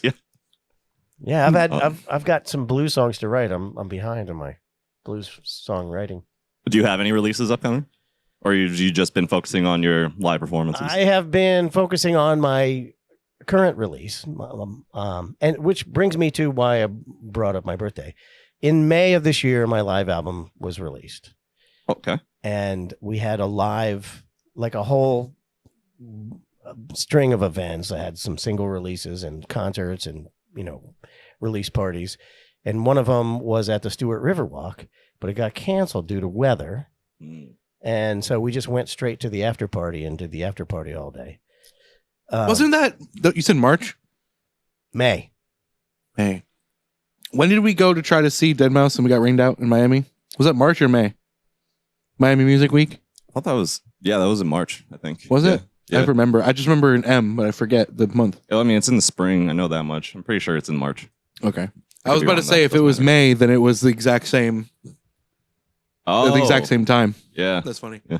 But anyways, I think you're right though. I think it was March. So the album release concert was canceled, and it's been rescheduled for January 5th, Hey. which is 2 days after my birthday. So we're going to, in honor of Brad's one and only job he's ever had, we're going to have the after party at Duffy's in Stewart, and that's my birthday party. Nice. Classic. Worked at Duffy's? How was that? Oh, Christ. Yeah. It drove How him much time do straight we back have? to the music industry. Yeah, You got plenty of time. I quit playing music on cruise ships, playing shows, because that's a whole other soul sucking experience. But like the most amazing one, I don't know. It's hard to explain, but I was done, and I never wanted to play music again. I sold everything. It was. And my sister-in-law had been working at Duffy's for like 15 years at that point. So she's like, I can get you a job. I was like, great, I need one. Had never worked in restaurants before. So I was working at the one in downtown Stewart, Florida. And it was pretty good. I worked there for 2 years. Didn't play any music. And I just worked as a server. And then right at the end of that, I realized that I hated every single person I worked with. It's usually how it goes, right? And Very real. and all of a sudden, some of those people became my bosses because they got promoted to managers, and I Ain't was no like, way. I had something like that happen before. and I was like, you know what? I was like, and we had like a big, you know, like they all they cared about was their numbers. So like, you know, and I closed the store every night, you know, because I was pretty good at what I did, you know. So I ended up being like a store closer every shift. So they would cut everybody and leave me and one other person, and we would get what we used to call the 10:30 shuffle. You know, so half hour before we closed, everybody, like, we would have this huge rush of people, little service work, you know, other restaurants, they would close, so they'd come there for the last call, and you know, people would let out of the Lyric Theater, which is a big theater in downtown Stewart. Yep. So shows would let out. So Familiar with the Lyric. managers, I would say, there's a Lyric tonight, there's a concert tonight, like, you can't cut everybody, because there was like a whole outside and inside, and they would cut down just to closers because we hadn't been busy for an hour, and get creamed. Oh, and then you'd get the rush. And I was just tired of it. I was tired of Oh. it. I was like, I'm not doing this. I was like, because then we're getting yelled at for not greeting tables. And we have all the, like, Duffy's had all these expectations of, like, you know, greeting the tables in 30 seconds after they sit down, just to For say how much an hour? and I was Right, like, right. you know, and I did okay, like, working a closing shift, because like I would get tips for all those tables, but like, I was like, this is insane. You have the standard of service. So, and anyway, it came to a head one night where the manager who used to be my closer with me. So like we closed down the store for a year, the same, you know, like, and now all of a sudden he's in a position of power and was like chewing me out. And I was like, you know what? I was like, I quit. And the place was smashed with people. I was like, I quit. Run it yourself. Love it. I'm out. I was like, I'm doing nothing. And then the GM like hit me up the next day and was like, you can't quit. Like come in. Watch me. Come in and like talk to me. And so like I was like, I am quitting. I was like, I'll give you 2 weeks if that's what you need. And I did. I worked out the other 2 weeks. But I walked out that night. I was like, and the place was smashed. It was a Lyric, and we just got crammed. And I told him, I said, don't cut everybody. Don't cut everybody. You got to leave at least one more person to like pick up our slack. And because the kitchen had already been cut down to 2 people, so the kitchen is just running on 2 people. Oh, so you got so like this was 50 people showing up at once, it was the a half hour before closing, and nobody in the kitchen and nobody out front. yeah. So I was like, no. I was So they like- just continuously refuse to acknowledge or like adapt to the fact that there was always a rush. there at wasn't that always time? a rush. If Well, there was on show days, there was if always a rush. yes. And so They just didn't care. but you know, we're all sitting around for an hour twiddling Right. our They didn't thumbs, know not a enough to single check, I'm customer, sure. you know. And then guess. it hit. But I would say, like, I would always look up. I'd be like, "There's a Lyric tonight. It's gonna let out. They're coming here," because we were the only restaurant open that late. Mm, And yeah, and I had it. I was already fed up, yeah. but I did, you know. And so yeah, I quit. And then I was like, well, now what am I gonna do? And then there's a musician local to the Treasure Coast, Florida. His name is Andrew Scott. And I walked out that night, and he was performing at a bar right across the street. And I heard him playing, and he was like playing all my favorite tunes. I went over, I had a couple drinks, and watched his set. And he re-inspired me. I was like, I could do this. I could get back into this. I was like, I would much rather hate playing music every night for a living than hate, you know, being accosted by a manager while I'm just trying to serve chicken wings. Wow. Yeah, I'll always cherish that moment, because now I've been back playing music for 11 or 12 years as a full-time deal. Oh yeah. And you know, sometimes it's not always like, you know, rainbows and butterflies, but Yeah, as an artist myself, I can definitely speak towards the effectiveness of a soul-crushing job when it comes to re-inspiring you to pursue your passion. Mhm. Yeah, that's crazy, because music was a soul-crushing job on the cruise ships. yeah, but then you realize what it's actually like to have your soul crushed. Yeah, it's like the you're difference. absolutely right. It's the difference between like having your arm crushed and having your balls crushed. Yeah. I'd rather have the arm crushed all day. yeah, for sure. I worked 18 hours at the ball crushing factory. Depending on who you ask, yeah, but Yeah, it's called Duffy's. Yeah, I'm that is a a ball crushing I'm a job. beta tester for ball crushing devices. Yeah. Beta tester. Retired beta tester for Yeah. No, that's why I walk with a limp. I'm a Sigma tester. a very short and very effective career. Oh, so full circle, in honor of your horrific experience, we're going to have my birthday party at Duffy's. Yeah, birthday Cool. party at Duffy. That You know same what's crazy Duffy's? though? I left. The same manager's still there, like running the joint. We're totally on good terms. You know, Yeah. it was just I was the problem, and I realized that. And let me like make that very clear. I was the problem. Hmm You know, and I needed to remove myself from that because I was toxic to my other employees because of how much I was just beat down about it. Now that I've heard this story, And like it's important to acknowledge when your own toxicity, man. True. You know, so I apologized. We're all good. I could go to that Duffy's anytime I want and have a wonderful time and good memories. And, you know, like you have to acknowledge your own toxicity sometimes. And I was toxic there. well, good job. Yeah. But now that I've heard this story, Growth. I'm going to show up with like 150 people and not warn them Oh, good. just for fun. Call in and be like, hey, just so you know, nobody's coming into your store this day in particular. Yeah, it is. Yeah. Be prepare sure for you nobody cut to be down there. to closers. Cut, Yeah, cut your just- bartender because we're all going to descend upon the bar in the back. Exactly. No, but That's that's funny. what we're doing. I like All right, Duffy's that'll be 2 for exciting. 1s, I'll try to do baby. that. You know, I haven't been to Duffy's in a minute. A while, actually. A long time. Isn't there a Duffy's like right around the corner here? Is that a Duffy's? What is that? No, that's another unnamed similar. There was a Duffy's nearby, but it closed. Now that the nearest one, I guess, is over by the turnpike in 95 here in Jupiter. Yeah, Tragic. They're taking our Yeah, Duffy's away from us. Duffy's. Their Duffy's are being rationed. Yeah, pretty much. Seems like it, and rightfully so. Yeah. But You know, I won't lie.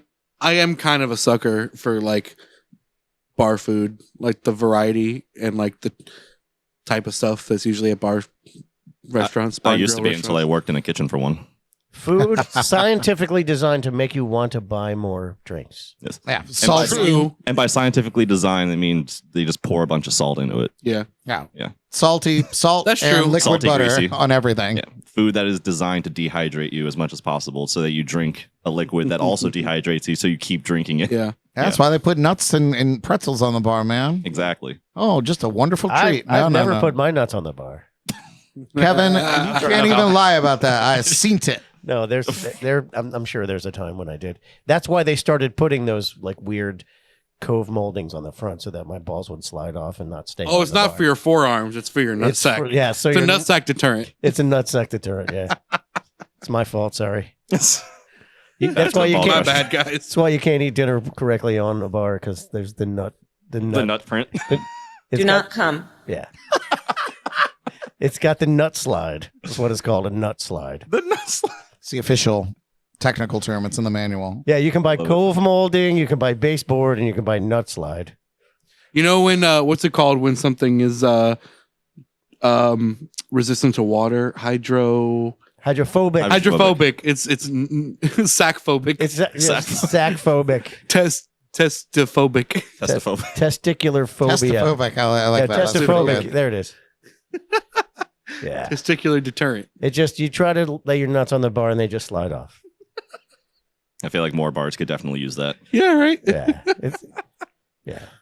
You have any gigs or any experience working soul crushing gigs, Kevin? Or you just been a lifelong traveling artist type?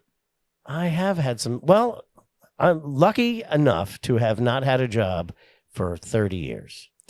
Blessed. Love that for you. I'll Take that Oh. clip. Take that clip. I've been lucky enough to not have a job for 30 years. Yeah, I've been making all my money as an independent contractor. And these purple cables are making me nostalgic. Yeah. These were Bob's cables, so I know you know. Yes, yes. Shout out to you, Bob. So I was an instrumental member of the Decibel sound crew from almost nearly to the beginning. Shout out Decibels. Rest in peace. Absolutely. Love you, Mike. So yeah, and Mike sucked me in. He'd be like, dude, you gotta come work. You know, I was working at a music store. And I recommend it highly. If you're a musician, you move to a new town, get a job at a music store because you will meet everybody. I don't know what you're looking at. Wrong camera. Well, that's pointed at me, That one's not on. but This that one's on. Well, see, it doesn't matter. It's a camera. I can look at it. They always say you should never look at the camera. No, we want you to So look I at the did. camera here. Yeah. So anyway, We make eye contact with our audience. I got sucked into the sound industry because Mike was like, dude, you gotta, like, how much do you make every week? Like, I'm making $700 a week. Like, you gotta come and work with us. And so finally I did. And then like a week later, I'm like, yeah, you're making $700 a week, but you didn't tell me that you're working, 16 hours a day, 7 days a week. Like, you failed to mention that part. But I was lucky enough to be able to have design input in a lot of the systems that the Decibels created, and go through the trenches with all those guys. Learned a lot about how to run sound and deal with people. And those are the two things you learn the most when you're running those jobs, for sure. Yeah, and just have made my money through entrepreneurial devices without having to have my money come in on a W-2. It's wonderful. Yeah. But It is the American way, the American as dream. God intended, straight up. Yeah, right. Yeah, and so this is a subject we could get on for a little while. Yeah. The promise of what America promises. Mm-hmm. It doesn't promise anything other than the chance. You know what, dude? That exact point actually came up in a church service I was at recently. It was not the main point of it, but it was a side tangent, and that's a thing in the Constitution, right? It's like we don't guarantee success and happiness and all that is not guaranteed. Yeah. That's not a It's right. the pursuit. The pursuit Absolutely. is Yes. the right. You have the right. You got to actually do something to get it. It's And pursuit. that's- Yeah, there's no delivery of happiness in the Right. Constitution. It's the pursuit of Right. happiness. You have the right to go after it, which I think a lot of people forget and think that they're owed shit in life, and you're not. No, owed the only thing fucking you're nothing. owed is absolutely nothing. Right. Yeah, those crafty bastards that wrote that document. Oh yeah, happiness. No. Can't guarantee happiness. The pursuit. You have the right to try to be happy. Mm-hmm. The other Yes. thing they're I know. guaranteeing Place is your bets. taxation. Yeah, Yeah, and death. Taxes and yeah. death. Taxes and death. You will die, and you will pay taxes. Well, without delving into the negative aspects of all of that, one of the many experiences in my life have helped me to adopt my philosophies, and one of them is that it's about the journey. It's not about the destination. So I agree with that. that's part of the genius behind that phrase, the pursuit of happiness. Mhm. And when you think about your own life and the times when you were the happiest, it's not because you had what you wanted.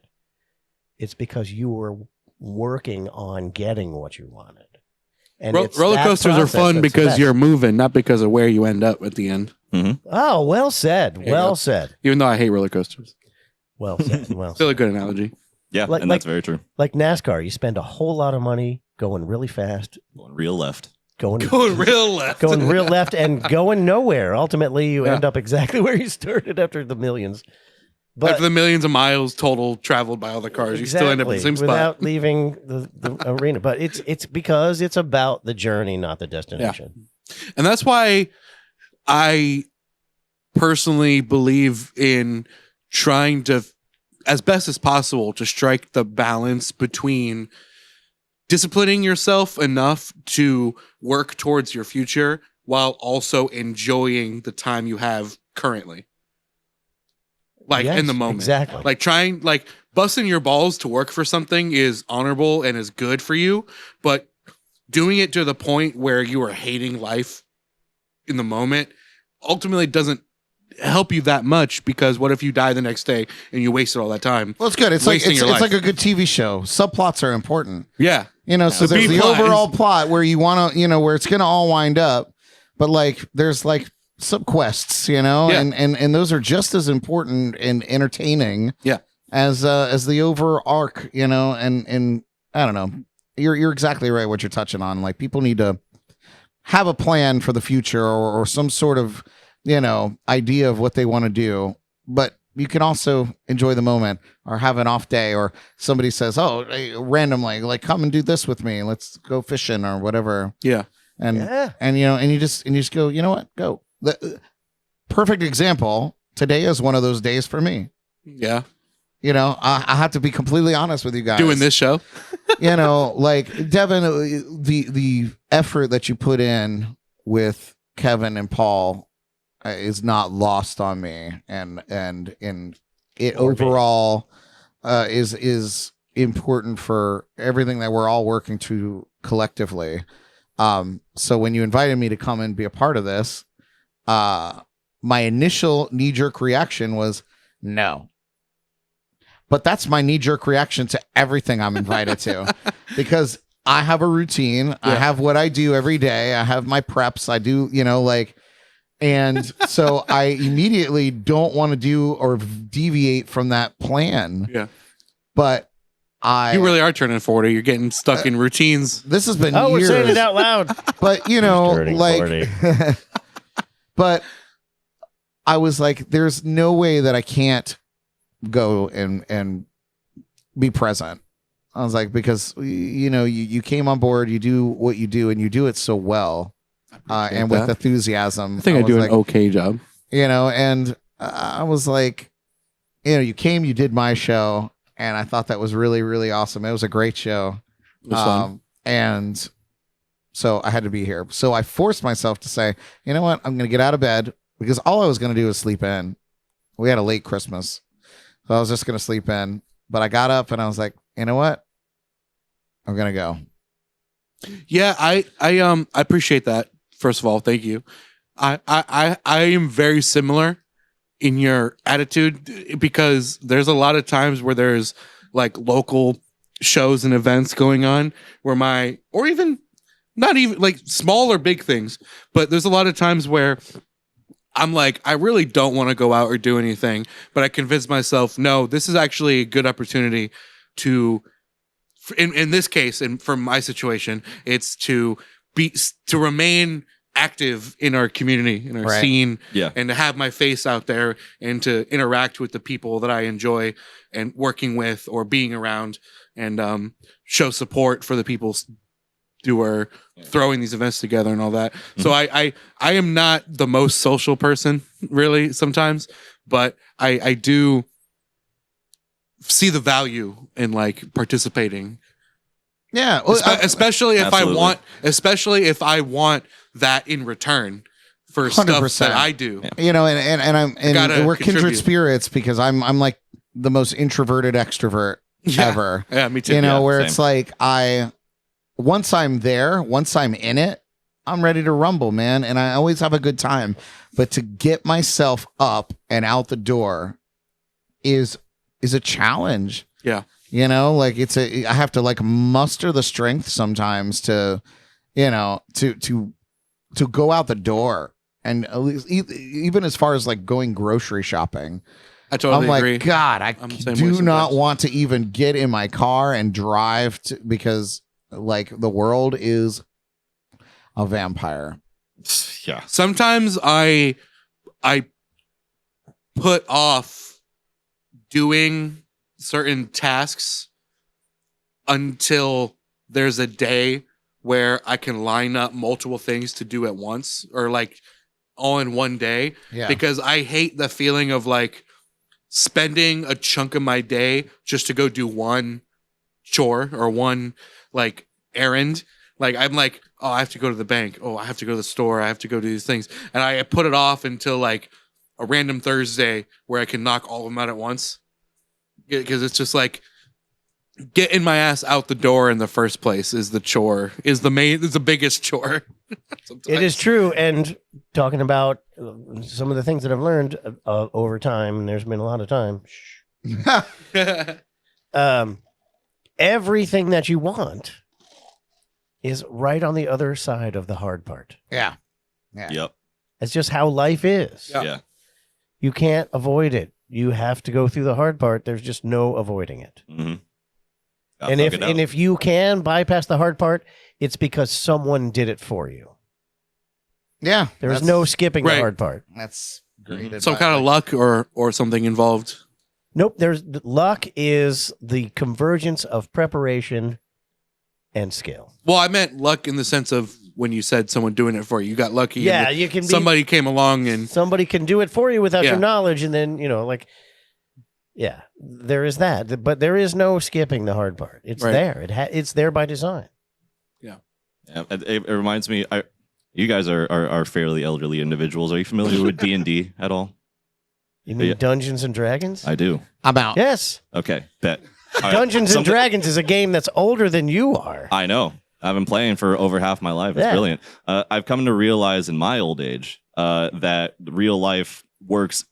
Part of the brilliance of D&D is that real life works very much like how the stat system works in that game, where there's never a point where you just have enough stats to just be able to do a thing all the time. You are literally just building up the number that allows you a better chance at actually Yeah. succeeding. Well, And so it's like True. you're still, Yeah. no matter what, you're never guaranteed. You could still roll a 1, even if you have like a +5 to your roll, and you got a 6, and you stub your toe or whatever yeah, the fuck. the biggest lesson I learned from playing Dungeons and Dragons, which unfortunately have not been able to incorporate into real life, and that lesson is when things get difficult, you need a wizard with you.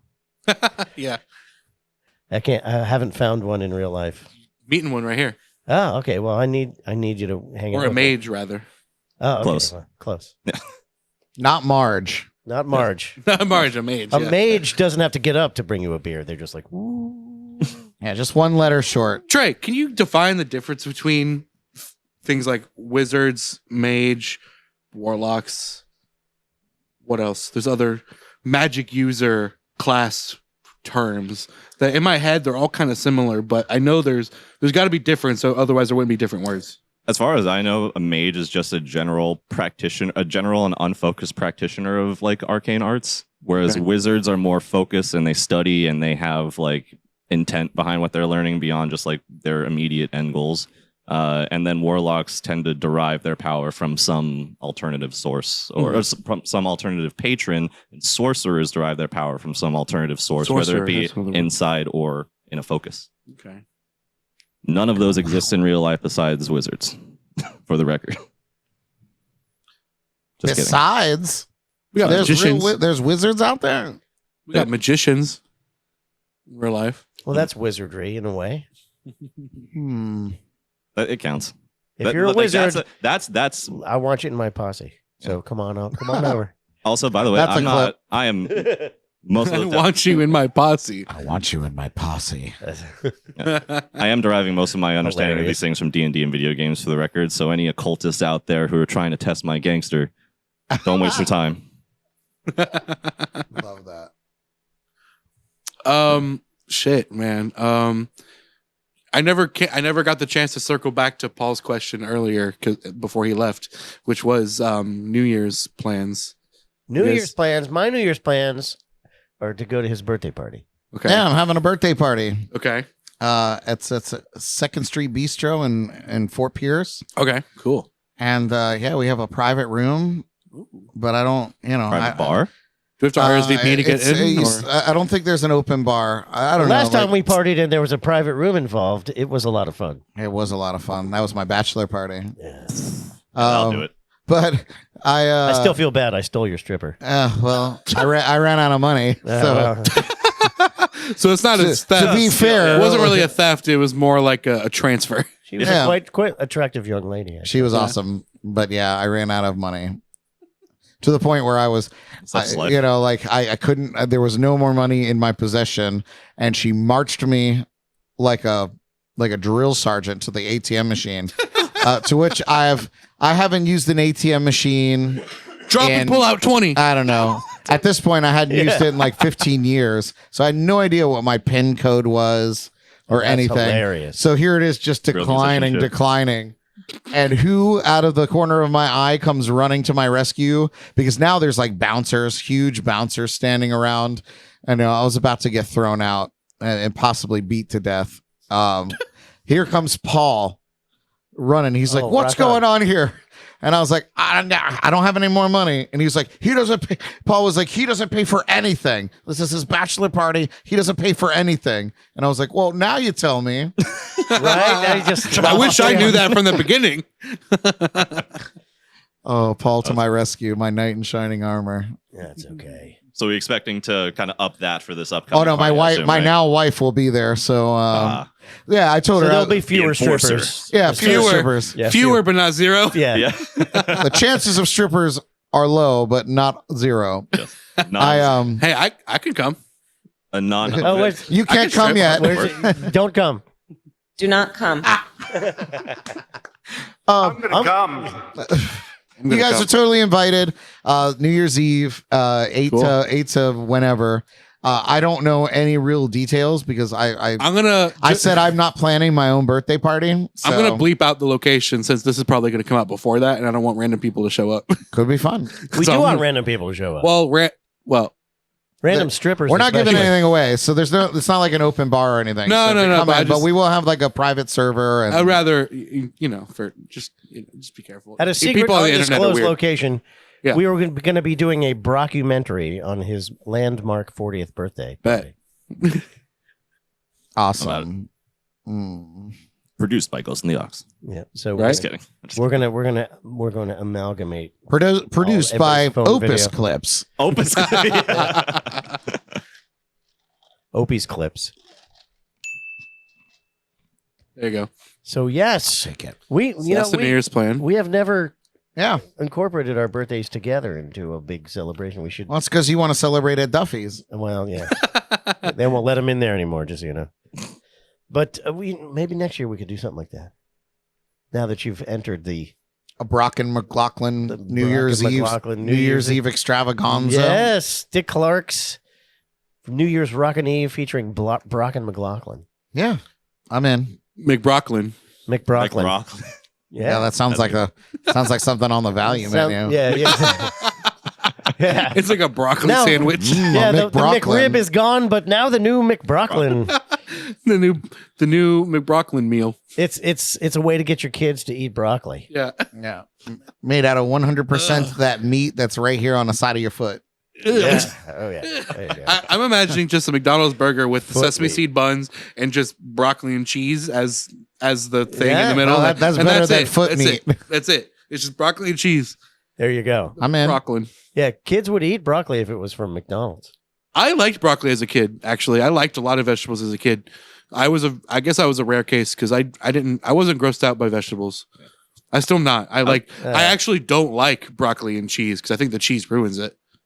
I was gonna say, Personally. I think a broccoli and cheese sandwich would go kind of hard. I'm thinking about it. It's like could for someone who likes that already, but Yeah. I don't like it. It's got to be on wheat bread though, true. Why? Or on a lettuce. because it ruins the whole A health lettuce thing. bun. I get why. Well, it's McDonald's. It's Oh supposed to be yeah. healthy. Sorry, that's out the window already. Yeah, So it's already called the McBrocklin. What do you want? the McBrocklin. We have to do that. We have to own that. We have to. Like, Yeah, trademark acquire the Yeah, rights trademark. for that. Yep. All right, there you go. That should be if you guys play music together. Call it the McBrocklin band. It's called Brock and McLaughlin. Brockin Yeah, that's our McLaughlin. duo. Yeah. Yeah, That's Brock awesome. and Brock and McLaughlin. Brockin McLaughlin. Yeah. Brock and McLaughlin. That's a It tongue works. twister. It's great with all the suggestiveness that it entails. It makes it work. Yeah. Are they playing music? Are they having sex? Or Come and find out. are we stealing each other's strippers again? Maybe not in that order. I'm gonna come. Yeah. and find out. That's why a lot of guitar players play their guitar really high so that you can. Oh, forget it. Yeah. So you can see them in their excitement in real time. Yeah. Speaking of excitement in real time, what would you say is this is kind of something I ask of all the musicians that come on here, but what would you Yeah. say is like the biggest or most memorable show that you guys have played in your career so far? All right. The first thing that comes to mind is an embarrassing story. Perfect. Yes. Go on. So it was Thanksgiving Day, and I was performing with Davy Jones, and we played at Gulfstream Park. You guys know who Davy Jones is? Yeah, he's the guy at the locker, right? Not the pirate Yeah, from the locker. yeah. Yeah. No, I don't. I don't know. Yeah, it was Davy an Jones, under- the lead singer of the Monkees. Oh, okay. Yeah, lead singer of the Monkees. I'm playing with Davy Jones, and Gulfstream Park, which is the horse race track down in South Florida. They set up a stage, and we played to the entire, I don't know how many tens of thousands of people were there. It was on Thanksgiving Day. So I swindled my family into having Thanksgiving breakfast so that I could go and be part of the show. And so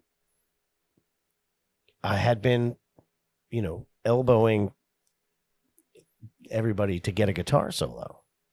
I'm like, come on, I don't play any guitar solos in this band. What's the deal?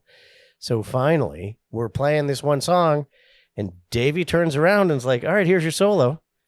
And so I go to step up and do my solo, and I trip over my guitar stand. Ooh. So here I am trying not to fall and break my guitar live on stage in front of tens of thousands of people. The Turtles opened up for us. So this is big time. There are probably 30,000 people watching me. Oh, jeez. Shout out to the Turtles. And all I can do is try to keep standing up. And I finally got my bearings and started to play a couple notes. And then it was coming time to the end of the solo. So I backed up and I tripped over my guitar stand again. Oh my God. So That's one of my favorite everybody's stories. looking at me like, this guy drunk or what?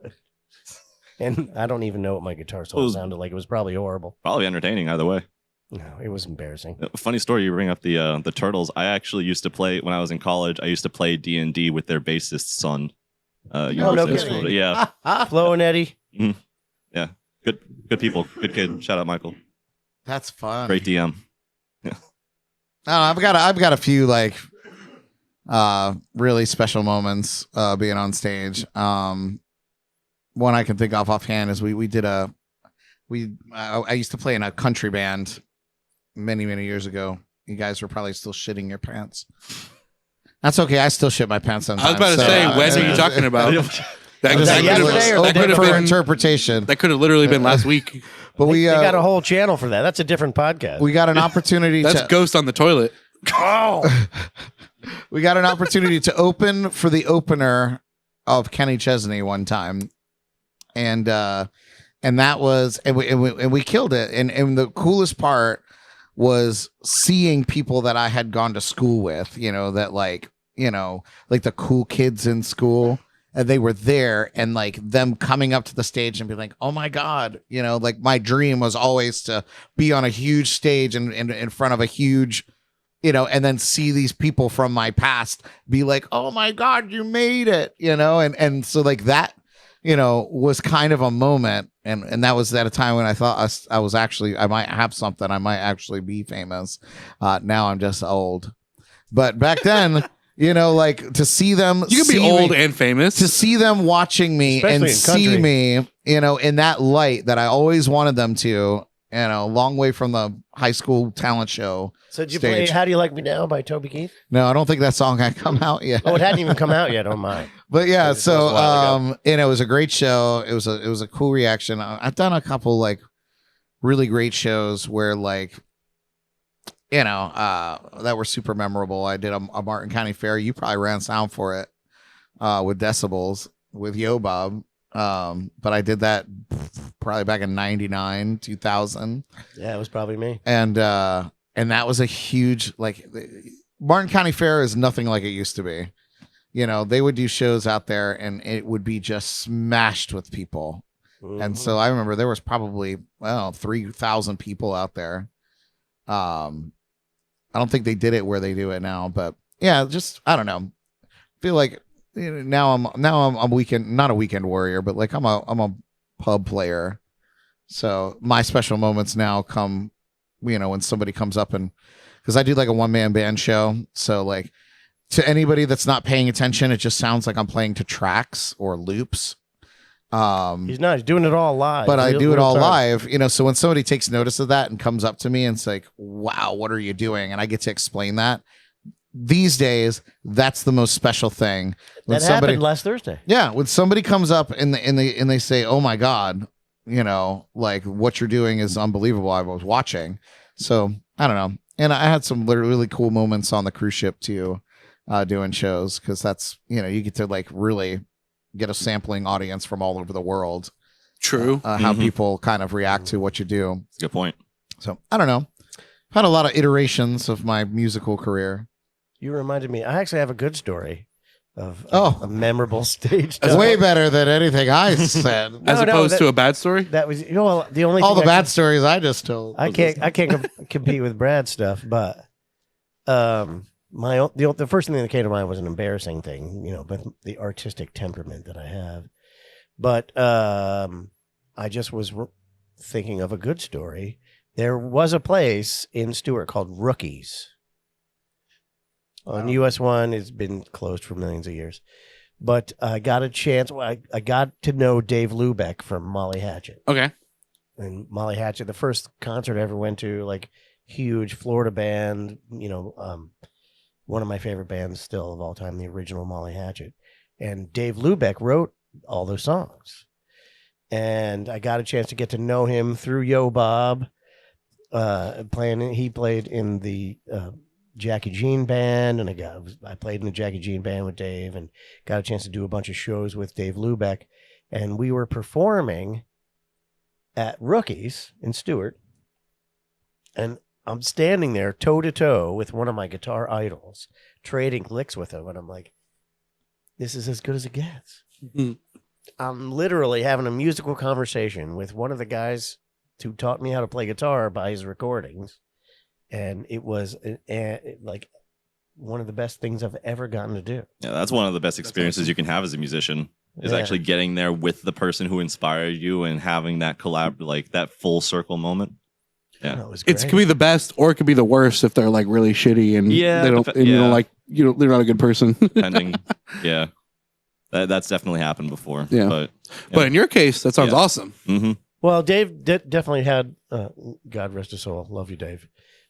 He definitely had his rough edges, but at that point, standing there toe to toe with Dave and just trading licks, it was amazing.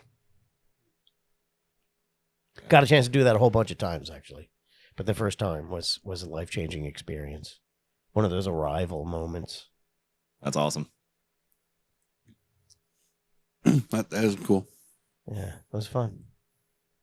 What about you? What's the coolest show you've played? Me? Coolest, or maybe more broad, coolest music performance experience you've had in which you were participating? It would have been. Depends on your definition of cool. I can definitely say I'm asking your definition of cool. The best show that I played was at Havakava. It was with Shamrock. It was when they brought in. It was the second time they brought in their quadraphonic sound system, which was just the 4 PAs around the room. That was by far the best experience that I had performing, because I could actually fucking hear myself. That was legendary. I actually felt the energy I was putting out there, as opposed to having to guess, because I can't effectively use monitors with what I do. Yeah. So that was a lot of fun. A lot of people reacted well. It had a huge. Why can't you use monitors? What? Why can't? What's the struggle with monitors? They're not loud enough. Can't you just turn them up? You would think, right?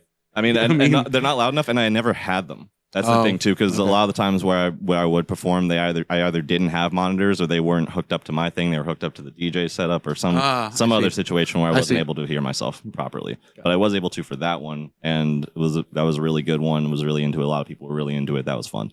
Other than that, I mean, most of the shows that actually, you know what? No, the one that I didn't necessarily perform, but I was part of the performance, was when I was doing the shows with Hobby Rappers, when I was DJing with Jersey and Iran. Yeah, that my 27 club initiation show that they did for my birthday, that was probably one of the better ones. I think honestly, that was right before I met you. Yeah, it was, yes. There was one show that we did that we had a bunch of that Jersey really went all out for. I think it was like the third or fourth show that we did at Kava Cat that was just completely packed out back to front. The lighting was great. It went really long. It was like a really great experience, and I'm pretty sure I ate like an ounce of mushrooms afterwards. Over the course of the night. Nice. That was a legendary. I was telling them about the time that I took acid and I had to make you pick me up for open mic. Yeah, that was a good night. That was a good one. Can you tell Kevin? Well, I remember the story. You should tell Kevin and Brad your perspective of that situation. Did I have to pick you up? Yeah, I'm pretty sure. And then we missed the exit and had to go extra long on the highway. Right. Yeah. No. So So he tells me, I'll set it up. I'll set it up. So, our friend Pete, he's a really up and coming. Well, he's up more than up and coming. Yeah. Shout out He's Pete. just coming. Really good Jesus. DJ. Hold on. Do not come. I'm gonna come. There you go. Perfect. He's a great DJ, local DJ, Ty Jesus, shout out. He had a show in Tampa and I wanted to go, but because I wanted to also visit friends that are in Tampa and bring them to the show. So I was his ride to that show that he was playing. We stayed for the weekend and came back on Monday, like midday. And I forgot, this is when we were doing Monday night open mics. And I like kind of lost track of my flow of the week because we stayed longer than anticipated.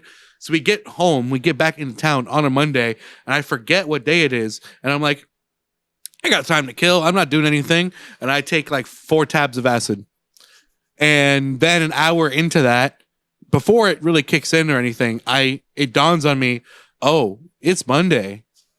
We have open mic tonight, and I have to actually do stuff because I'm running all the sound for it, all of it. And so I call Trey and I tell him, hey, I did a thing. I might need you to help. I might need your help. I might need you to pick me up because I don't know if I'm going to be able to drive in about 45 minutes. And go on from there. Yeah, and so I pick him up. We get into a whole... I was also... I don't remember what I was on at the time. I don't even think I was smoking. I think I was just exhausted. But Probably. We ended up missing the exit to Stewart and driving all the way down to Jupiter and turning around. Oh, God. And so Nice. on top of it all, What was the exit we usually take? Martin Highway? no, off of Canner, Yeah. the 76. 76. Yeah. Yep. And then I just That's drove- true. Yeah. and then I end up looking. It was one of those situations where I look up and I saw the Jupiter exit before realizing that I had already passed Stewart Hopes. I was like, oh. So we end up getting there like 2.5 hours late. Not 2.5, like 2 hours late. No. Well, not late for the actual start time, but late for when we normally get there to set up. Yeah, it was Because we normally would get there like 2 hours early to set up and hang out. yeah. So But we got for late. us, it was like we got there late in our terms, but we still started within the realm of normal time. in any event, we get there and everything runs pretty much exactly as normal. It's just he's not talking and he's just standing there like glistening, just like pouring down his face, just maintaining composure. Yeah. And I'm carrying the show the best I can the entire time. And I'm looking over at him and he's just like, Because I'm standing at the board. This is the mixer I would use. I'm sitting at the board here, just with my finger on knobs and faders. I'm just holding it together.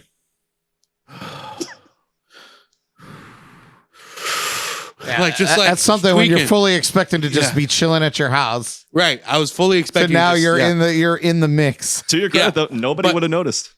Nobody would have noticed. Nobody noticed. Nobody really. Yeah. Or And cared. and that was the night that I like made friends with Mike Furrow too. Really? Yeah. That's fine. Because he had been coming to open mics like a couple of times Mhm. with Moth. Yeah. But this was the first time that I ever like spoke to him and Sammy, and like we kind of like became friends. It's meant to be. And it was while I was tripping balls. And I could- told I I could told see him how- and I told him he was Yeah. the only person besides you who was present who knew. I told him, I looked at him, I'm like, I am tripping so hard right now. To what you were saying before of how you gauge somebody's like character based on how they are with alcohol. If you can approach somebody on 4 tabs of acid and they do not scare you away, then that's a real one. Yeah, that's a Am big I deal. That's real. is that what you're saying? I did not scare people away? No, like he didn't scare you away. 'Cause Oh, also, yeah. like when you're on acid, the slightest bit of like weird shit from people Yeah. will be like, don't go near me. True. No, but So what you're saying it's is, good vibes. when meeting Mike Furrow, it's best to be tripping balls. Sure. he's Yeah. a good person to run into and meet if you're tripping balls because the man's good vibes. I can Yeah. see that. Yeah. He's good vibes. Yeah, Mike Shout Furrow. out Mike Foro. Didn't make it to the podcast. He He should have. he's like the little brother I never wanted, That's real. That's awesome. and I love him. That's a great description because it's like you love the guy, but you didn't ask for him. Yeah. Never asked for this. I'm not complaining. That's awesome. That There you is go, great. Mike. It's like when family asks you what you want for your birthday and you throw them a list of like a few things and they don't get you anything on that list. It's like, why did you ask? Get you the Alibaba version of like the cheapest thing on the list. They go on Temu. Yeah, that's They get you the Temu Vision. And they get you Very exactly what you wanted, but it's only like 3 centimeters big. It's just a Yes. photo of it. It's a Yeah. model of the thing you want. Yeah. I remember there's been a lot of people who got scammed on like eBay and stuff because they think they're buying a PS5 and they just get a printed photo of a PS5. Or just a model replica. Oh, that's not going to last very long. Right? You can't play games on that. Yeah, you got. Well, you Can't run GTA 6 on this photo. I don't know. Maybe could be some sort of advanced photo technology. Not yet. Anyway. Jesus Christ. Yeah. You guys missed it. It's a new PS11. And it would. Does it bother you guys that like tech companies are kind of getting lazy with naming their products and they just put a number and that's it? Like, or do you think that's just how it should be because it's more simple? And no, it should. That's the way it is, because if you're used to playing a PlayStation, if suddenly they name it Fred, like how are you going to tie the two together? Well, I almost think of like rather than a number, like with the movie industry, have like a subtitle or like an alternate thing that goes with it. Oh, you mean like Windows Vista? Sure. Because that was awesome. Yeah. Well, like Xbox, every console has like a different name. It's still Xbox something. Yeah, and then they just it was like... Even if they don't make sense, it's still something other than just a number. Well, Xbox is like the worst example because they went from the Xbox to the Xbox 360 to the Xbox Series S to the Xbox One. No, it was one, then Series X and S. They named their third console the Xbox One. Yeah. As in ONE. Well, honestly, I would rather have them put their money into developing hardware than like paying people to name their stuff. That's real, I guess. But it's just, to me, it's just weird. Like, it feels, I can't really put words to the feeling or like whatever it is, but like when you're buying the iPhone 17, it's like, it doesn't feel like special anymore when it's the 17 of whatever. Or, you know, like PlayStation 5. Like, Well, I feel like back in the day they used to do what, like the this or that 1,000 or 5,000. Yeah. I feel like that was pretty much Yeah. the Yeah, but you equivalent gotta back in the day. you gotta remember that branding is important. Yeah, I get that. exactly. And when you know, I do get that. if you suddenly take a left turn with all of your labeling, nobody's going to connect the two. yeah. Many such cases. Yeah. I mean, it's not an iPhone anymore. What is it? Is it a D phone? I don't know. Like, how do you rename that? I'm just going to name my child Devin 2. Oh, there you go. Devin Not 2.0. Devin the second, just Devin 2. Yeah, Devin 2. The 2 is the middle name. Man, you The can take number- the the number you can take two. the whole Yeah, the George Roman Foreman, you know, where he named all his kids George. Yeah, he did do George That's 1, awesome. George 2. that. Yeah. My child's middle name will literally just be the digit 2. Well, that and Christmas time, and my dad's name is Kevin. Okay. My name is Kevin. Yeah. My son's name is Kevin. And so when we do Christmas, KKK. That's crazy, isn't it? oh, I like it. Don't even get me started. Don't even- Don't even. You just open a can of worms that will get us all shut down. I know. I remember a funny story you told Yes, me yes, last yes, week. Yes, you do. Can we tell So- that here? Yeah, we can tell that here. Because I'll publish it. I Yeah, don't care. for sure. Because that's So- funny. As long as you're okay with telling that story. yeah, I'm fine. I'm Okay. fine. So You're gonna love yeah, the this. statute of limitations might have gone up by now. I'm not sure. But so Kevin 1, Kevin 2, and Kevin 3. So Yeah. like we're giving gifts. It's from Kevin 2 to Kevin 1, from Kevin 2 to Kevin 3, from Kevin 3 to Kevin 1. So yeah, I never put that together with the KKK thing.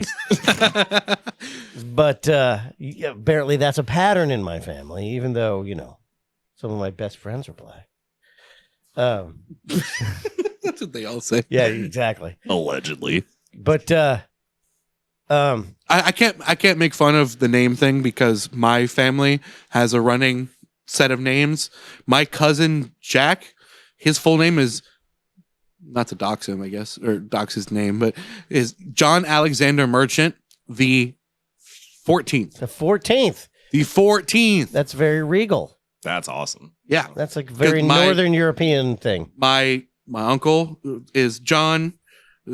Some of the Johns in my family either go by actually John or Jack, because Jack is like an alternate Jack nickname is a for version John, of John, yeah. which is weird. but Informal it is. version of John. My great grandfather went by Jack, my grandpa, my uncle goes by John, and now my cousin goes by Jack. His actual name is John, but everybody calls him Jack.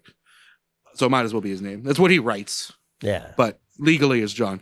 But yeah, the 14th. So that goes back The 14th. a while. That goes back. That goes back. back. A while. Yeah. And especially if it's the firstborn son of the firstborn son of the firstborn son. Yeah. That's when it's really, I was pure. born first, but thankfully my mom decided to go with a different name. That was a little bit more. He would have been the 15th then. Yeah. Or no, or you would have been the 14th. Well, he would have been. I guess does that randomly count? named? Does that count if it splits off the tree because my mom and uncle are siblings and it's not like a straight lineage? Well, it depends if you're from Kentucky or not. Depends how much bourbon was involved in the Exactly. creation. That's why they invented bourbon, so that families could have more fun. Sure. Yeah. So Okay, yeah. tell me about- And then when I started my business, Yeah. it was a father-son business. It was a lawn maintenance company, and it was K&K Lawn Maintenance. And our mentor in the lawn maintenance company, he comes to me and he was like, "You're missing a K in the name." He's like, "I got the perfect advertisement for you." He's like, "The print ad for your K&K lawn maintenance service is going to be you weed eating around a cross that's on fire." I'm like, "Yeah, that's a great idea. I wonder where you got that inspiration from." And that's when the story that we talked about the other day. Can you get into that Yeah. for Trey, please? Oh yeah, I need to hear this. I don't. Well, what is the statute of limitations on those? I am your black friend who will let you get away with saying whatever. There you go. No, As I'm long as talking we're on the about show. I'm talking about legal consequences here. We could give. Well, it's not me, so You No, bleep- this was like Bleep it in post. what? Like you said, this is a long time ago. this was how long ago? This was. It's over 3 years ago. That's most statute of limitations. Well, I found out that there is a totally different book full of laws regarding racial hate crimes. It's a whole different category, It's a don't you whole know? different category. I already told the story once. And it's not going to hurt anybody to hear it again. So, Not publicly though. I don't think as a single parent, it didn't make it into the cut on as a- R&R. Yeah, it did. You kidding me? Did it? That's probably the short. That would be amazing. But being a single parent who is a gigging musician, your teenage son has a lot of fun on the weekends because he's totally unsupervised. And so this same weekend, or the same neighborhood that I'm in where everybody's always outside drinking, we got Marge making sure to facilitate everybody's needs. So my son and his best friend are sitting around, and there was a kid in the neighborhood who was like trying to unlock doors. So if your car was unlocked, he would, like, whatever was in there, he would take it. And, kid prank, whatever, it happens. Just so happens that this kid was a black kid. So my son and his best buddy are sitting around deciding what the retribution should be. And so they come up with the genius idea that they're going to make a cross, plant it in their front yard, and set it on fire. And so, Yeah. so literally, Harmless American prank. Armless. Yeah. yeah. So literally, it was like, the sticks from a palm frond, lashed together in a cross that was probably about this big, literally. The Floridian branch. And yeah. What is the branch Floridians? Yes. Ah, there you go. I like There that. you go. So they tap it in, put lighter fluid on it, and they light it on fire. Well, it was Saturday. No, it was Friday night. Everybody mows their yard on Saturday, right? So they set this cross on fire in this black family's front yard, and then they run through the tall grass directly to my house because no one in the neighborhood had mowed their yard for a week. It was the summertime on a Friday, and so the grass was nearly knee-high everywhere. And so it was not difficult for the police to track them straight to my house. So here I am in Daytona. I was in Daytona Beach, and I got a phone call That said, Where in Daytona? Because I lived there for a bit. I was on Main Street. I was there scouting out jobs to perform for Bike Week. I used to live in Port Orange Okay. for a bit, and I also lived for a short little while on Beachside. Like I have spent a lot of time in Volusia County, so I'm very Cool. familiar with the area. So anyway, that's where I went to high school. I get this phone call that's like, "You need to come home," and I'm like, "Really?" And they're like, "Yeah, you need to come home right now." So I drive straight home, and I get a chance to meet the police who have done this, very difficult detective work to track my son back to my house. And so we got it was a very severe thing. It was a childhood prank. They were like 12, 13, and it was literally a cross about this big. Was the kid that they did it to like the same age as them, or like an older bully type kid? Not the same age as them. Was he part of the friend group? Like, was this kid in on it? It was part of the friend group, but he was on the not our friend group. He was, nobody liked. Gotcha. He was the kid that was in the group, but nobody really wanted him there, type of thing. I think he was part of another group that didn't get along with this group anyway. I don't know all of the ramifications of the social politics structure of the kids because I was always home. So, yeah. And then, police reports are filled out and this and that. And then the next day, I'm watching the 5 o'clock news. And there's a live on the scene reporter that's like, "We are here on Kimball Circle in Port St. Lucie, the home of the cross burners." And she's literally standing in my driveway with the house numbers on my house clearly visible over her shoulder. I thought you just said it was Daytona. No, I was in Daytona when I found out about it. Oh, okay. I'm sorry. And Gotcha. I drove back to Port St. Lucie. Gotcha. Okay. And that sounds like a settlement to me. So it was like 3 hours later, I'm meeting with the police who were waiting eagerly to talk to me. So I just imagine the newscaster in front of your house, and then the camera like zooms in over the reporter's shoulder, and it's just you in the window with the thing like peeking through the blinds. Yeah, with my pointy hat on. No. Yeah. No, there was none of that. I don't know. I must have gone to the store or something. But during the day in broad daylight, it wasn't live. They recorded it and then played it on the 5 o'clock news. So we happened to be watching, and my son, who was the inspiration for all of these events, I just looked at him and I'm like, "Lock the doors, get your gun." And we battened down the hatches and waited for the mobs to come and kill us. And luckily nobody did. But that was scary. Yeah, I bet. Like, here we are standing in front of the home of the cross burners. I don't understand how that's legal. This is honestly that's them peak just doxing you on TV like that. Well, that was exhilarating. Technically, it's public information.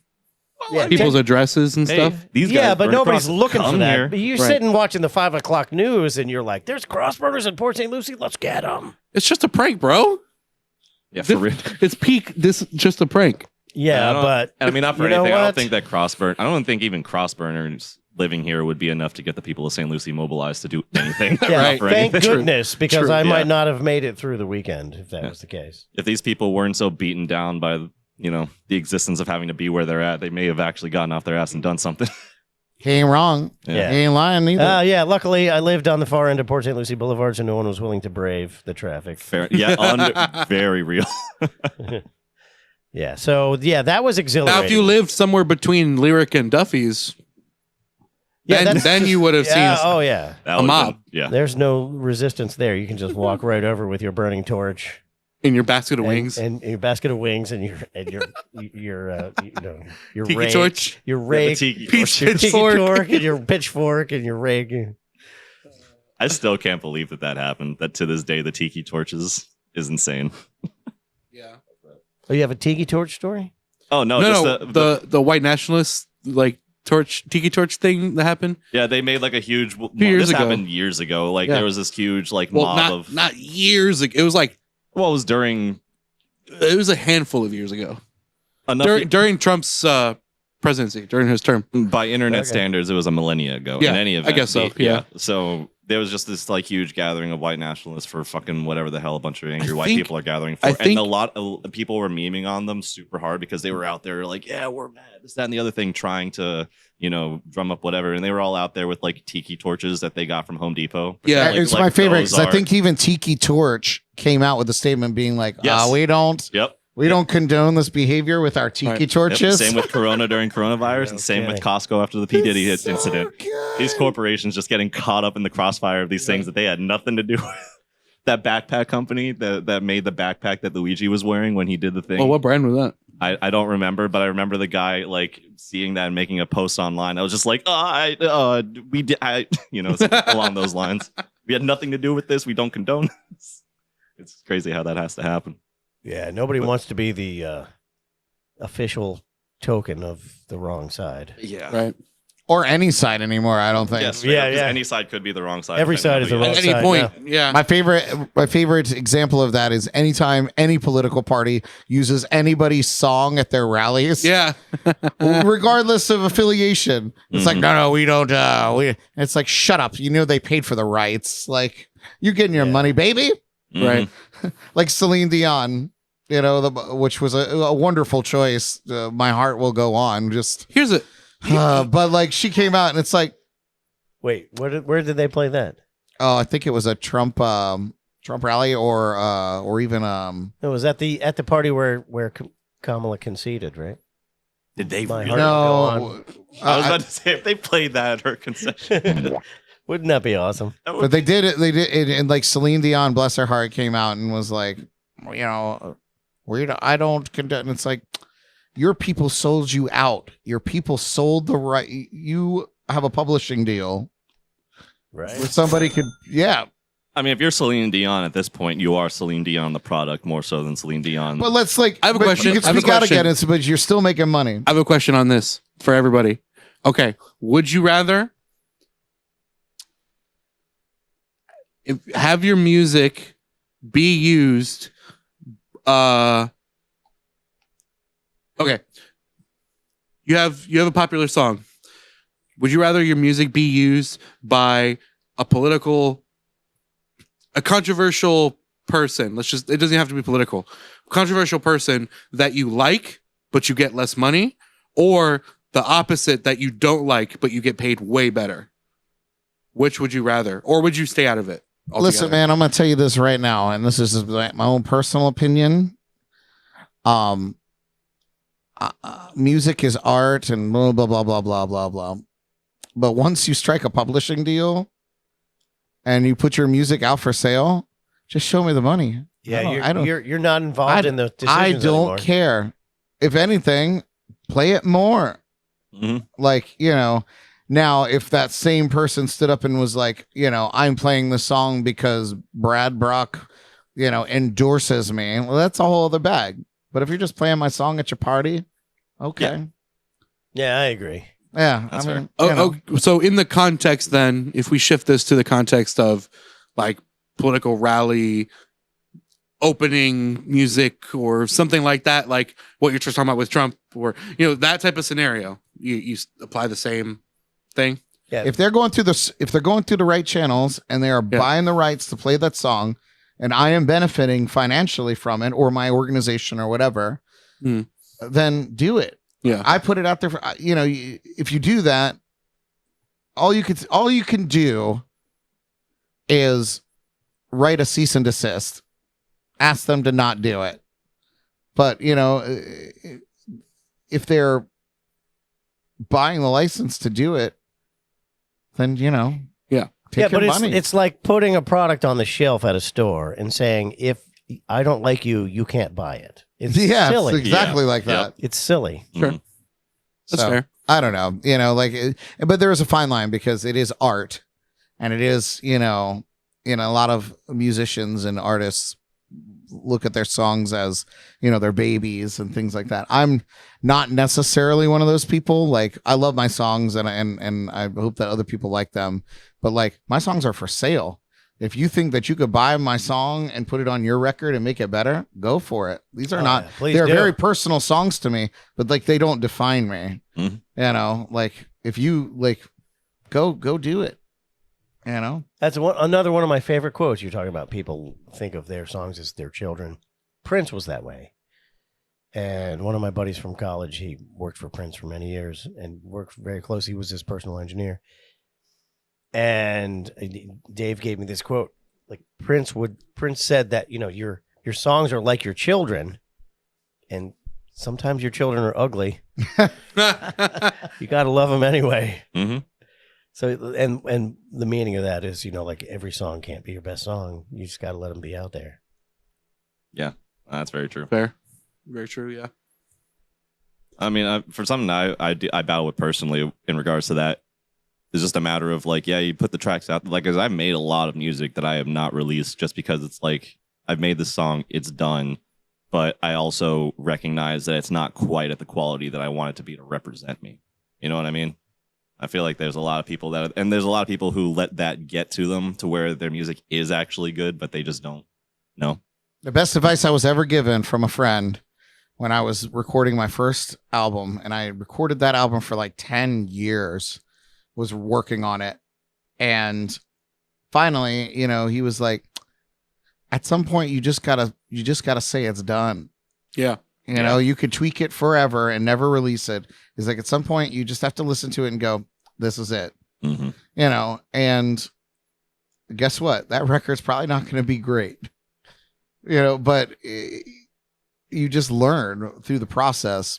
But you, at some point, you have to let it go. You have to let it. It's like raising kids. It's like raising kids. At some point, they got to move out of the house. Mm-hmm. They got to go.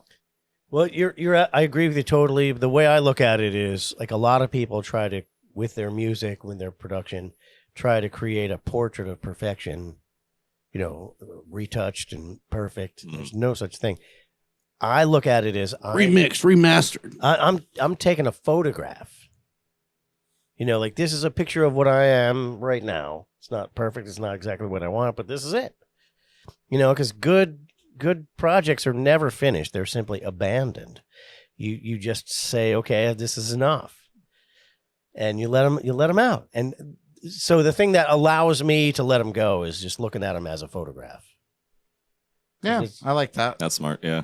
It's a picture of you capturing a moment of time, a vibe. You know? 100%. It's not the thing that's going to define the universe from now on. It's just a picture of what you got going on right now. Fair enough. True and real old-head advice for our listeners out there. What are you calling Kevin? What are you calling him? You calling him one whose head is old? Head. That sounds like an X. Like, oh, that's yeah, that girl. That's my old head. Yeah. I'm on that new shit now. Or it sounds like one of those categories on Pornhub. Old head. Old head. Yeah. Oh yeah, grandma's gilf head. Why does that sound like a fish? It sounds like a dish. A gilf I head. don't know, man. I'm going out gill fishing. Yeah, they sell those in a jar at the deli. Oh my god. Old head. It's my understanding that that's actually a favorite pastime here in Florida. Gill fishing. Yeah. Apparently, a lot of people are into that around here. Go figure. Well, there's Florida is the white elephant graveyard of the United States. This is where old people come to die. It is. It's where they migrate to. It's the gates before the purgatory or wherever the fuck they think they're going. Because when you get old, cold is bad for your. Yeah, unless they move it into the villages, and that's where old people go to fuck. Yeah. Real. Yeah. They do that. Yeah. See a pineapple anywhere, you're in the. Yeah, you know where you're at. We need to get like a list. No, we don't. Whatever you're saying, no, we don't. We're gonna get that list and put those icons all over Brad's house. Do not come. Get our man some loofahs. There we go. Oh god. Tie him onto his golf cart. Yeah. There you go. Yeah. Only real Floridians would understand. Right. I'm gonna come. Poor Donald. He's on the verge all this time. Donald's just constantly edging. Yeah, that's how he gets his power from. Wow. That's why he talks like that. He practices semen retention. Oh my god. That sounds like I think something I think we've taken a turn here. This is Ghost. Welcome to Ghost on the Ox. That's how it is. Yeah, for real. I feel like this has been a zigzaggy show It has been. all around. That's As welcome to yep. Ghost on the Ox. Yes, the Very loose, very aimless freeform. conversation. Awesome. Love it. Shit. Anything else to cover to chat about before we sign off here? Well, obviously, the question. Oh, what are you doing for New Year's? What am I doing for New Year's? Sleeping. Valid, sure. You're not going to Duffy's? Oh, word. Yeah, you're right. Actually, I might be doing that. That will be Genuinely. Duffy's is January 5th. Oh, I'm sorry. Then yes, I'll be sleeping for New Year's. Bistro. He's Oh, at- yeah, he's Second at- Street. Yeah, Second Come on out. Street Bistro. Actually, I don't think there's going to be anybody at the door being like, "You got a password? You can't get in." The password should be. Oh, that'd be great. We should do like Should do a speakeasy. password. Yeah. What's a password? Oh yeah, it has to be they somebody just say that sounds anything, just and like you're just that. like, yeah, all right, you're in. Yeah. What? Yeah, that's the That's password. it, yep. The password should be. I'm gonna come. There you go. that was a good. Gotta make them say that. But you got to show up with that recording, and then the response will be, You have to give him a flash drive with an MP3 of that. Yeah. And then the But- doorman says, Do not come. right And on. opens the door. Yeah.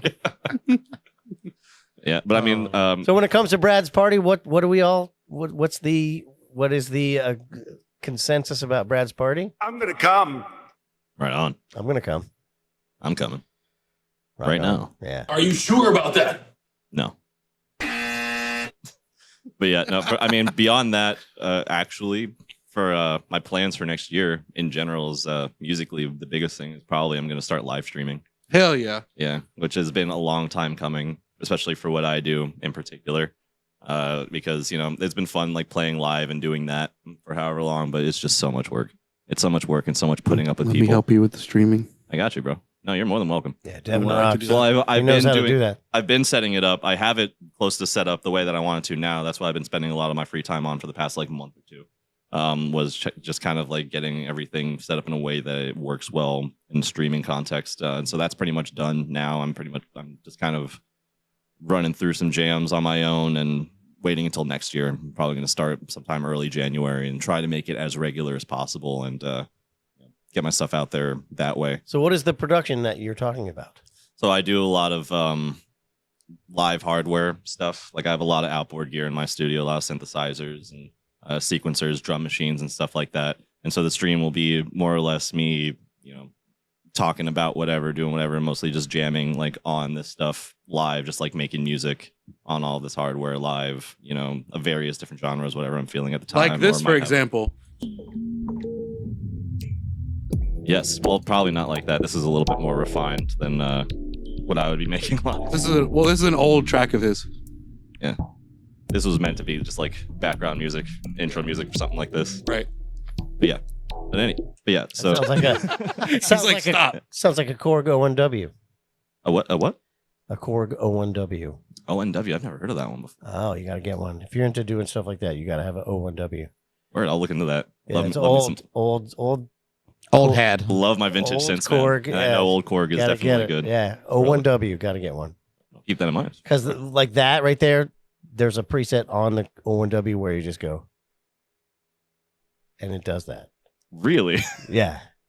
Ooh. What do you mean? Like it just spits out some. What it does is it sequences Something? samples, and you assign them to a key, and it just does that. Well, I mean, most of that sound in that track is just a combination of delay, panning, and pitch shifting, which is our three very basic things that most sample-based synths can do. Yeah. So I'm sure they probably But had sounds like that. This was like mid '90s, Yeah. so it was Oh, they got- super fat sound. And people forget how crazy sound design was in the 90s.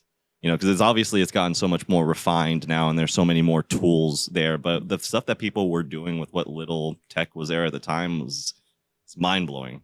Stuff that people are doing with, the most basic synthesizers that nowadays people have like the most advanced, whatever that does all the modulation they could ever want, all the controlling they could ever want. And they make like the most basic stuff, I don't know where I was going with that. But yeah.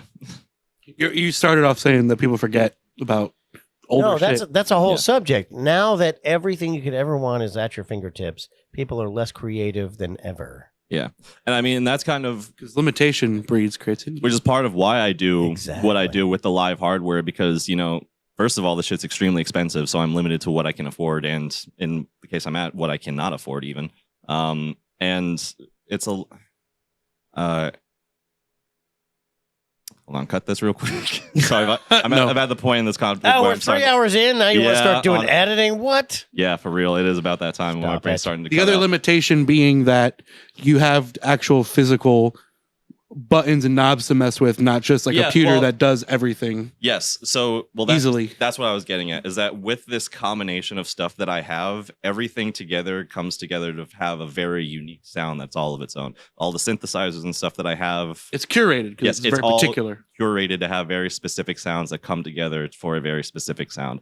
Versus, you work on a computer and you can have literally whatever sound you want at any given moment. So you're doing it old And- school. Yes. Yeah. I'm Rock effective. on. I am doing it. This is how people were making electronic music in the 90s, before DAWs became like the industry standard. Yeah, as it and should it's- be done. Yeah, and it's a lot more exciting that way. I understand now why music sounded that way, because I recognize now that these people were making the music not only going to these live shows and hearing how it sounds over huge systems every day, but also mostly making it just jamming. Like bands do, with their instruments. They just like riff around, then they catch something like, and then they build on that. It's the same hard, thing. if not impossible, to just jam on a DAW. Yeah, it's just not. It's not as fun. Like what It's you were not talking about tactile. before. Like what you were talking about before with the knobs, needing knobs. I Yeah. am 3,000% on that boat. But the other thing too is the quality of the sound. Like if you have a generated reproduction, it could, especially on a big sound system, it's never going to sound like the original thing. Exactly. Like a straight up synthesizer, you hit a note and nothing's gonna. Everything is a copy of that. You want Right. the thing that actually made the sound in the original. My favorite synthesizer that I own is the Access Virus B, which came out sometime in the mid 90s. And there are emulations of it that exist, like VSTs that exist for it online. But one, you need an actual ROM dump from the synthesizer itself to use it legally and accurately. So it's a pain in the ass to use. And it still doesn't quite sound, like you said, it's a digital re-representation of a digital synth, mind you, but a digital synth that had a very particular DSP chip in it that gave it a very unique sound and tone to it that is very difficult to emulate. So now I just have the synth and I have that sound there. I don't need to worry about any of that, like having to deal with an emulation or any of that. I just have the sound there and I know that it sounds like that, and I don't need to deal with any post-production or making it sound any type of way, like a lot of synths do, to like make things sound a specific way. It's nice to just have the original unit there, and I'm sure you guys understand that. Guitars are totally. exactly the same way. The first time I was exposed to this concept was I was back in the day working in that music store. I would be reading, the blurbs about new products, and I noticed a pattern. If it ever used the word "like" in its description, like whatever it's like, that's what you actually want. Yes, exactly. Yeah, and there's a lot of X-like products out there. Shout out Behringer, who's been leading the charge on that one. Actively killing synth manufacturers in real time. Rest in peace, Moog.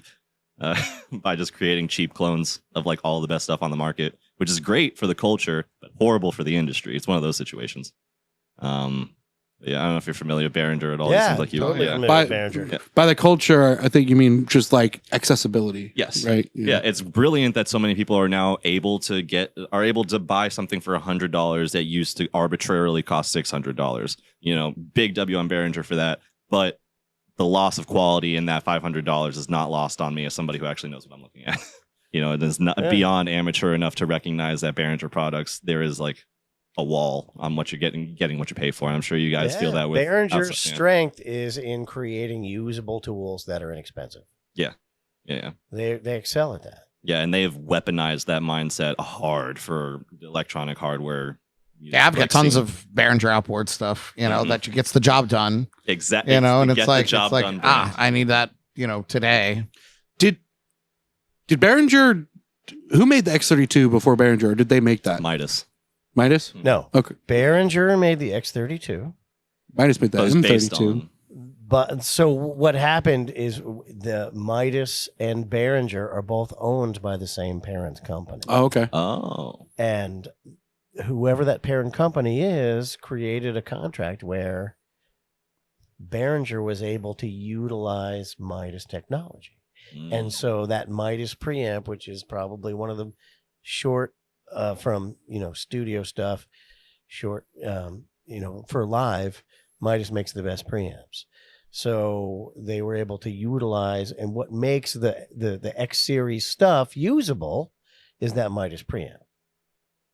So Behringer was able to come out with stuff that is priced in the hundreds of dollars, but it sounds like stuff that's priced in the thousands of dollars because of that relationship. Yeah. Interesting. So it was, but it was originally Midas though, to make that board, is what you're telling me. Midas, because I don't know enough about Behringer to know what stuff they actually made and which stuff they just Midas copied, was making remade. for many years before Behringer ever was known. Midas was making consoles at 100 times the price. Yeah. That were the apex of the industry. Mhm. Behringer came out and they were making tools that functioned in the same manner at 1/100th of the price. My first mixer ever was a little 4 XLR input Behringer mixer. Yeah. And they make some stuff that, it's truly bad. But yeah. But I had Behringer mics for the too. price that you pay, it's completely worth it. Yeah, exactly. So you get what you pay for. It's like we're not lying to you. Like Yeah. you're getting a $150, Temu version of a $700 product. I Don't really expect it to work for more than a year. do you think it would be fascinating? Because I've been thinking about doing this. Is buying audio gear from Temu to test Absolutely. on the podcast. I think that would be fun. Absolutely. But Yeah. it would be a very niche audience that'd be interested in that. But I think Yeah. it'd be fun for us. It would be fun. Well, kind of veering off of that I a keep little finding different effect pedals and stuff and sending them to him. You should get one of these. bit. Oh, one I Get really the Temu compressor. One I really want to try at some point are the Amazon Basics pedals. They have they have a compressor, a distortion, and I think a chorus. But they're like $50 a piece. Well, here's the You can thing. get a full effective pedal board for like $150 from an Amazon Basics pedal board. Yeah. Well, here's the thing that you want to be aware of. It's actually a viable strategy, and here's why. Because the big manufacturers are contracting Chinese companies to make their stuff. And so how do they beta test it? They send it out through Timo. Version 1 is going out through Timo. It sounds like a tin can. Okay, let's make version 2. Okay, now instead of $25, it's $80. Version 3 is $300, and now it sounds right. And now we're going to let Behringer use it, and it's going to be $800. That's interesting. So it's like white label beta testing. pretty Exactly much. is what it is. Yeah. Interesting. But Never thought about it that way. You could be on the wrong end of that, where you could buy it and it's garbage, and you send a bad review, and then they'll redesign. But if you catch it on the right part of the curve, you can get stuff that's 10 times the price. Yeah. And it's the exact same circuit. Yeah. We should put together a podcast gear setup of just Amazon and Temu stuff.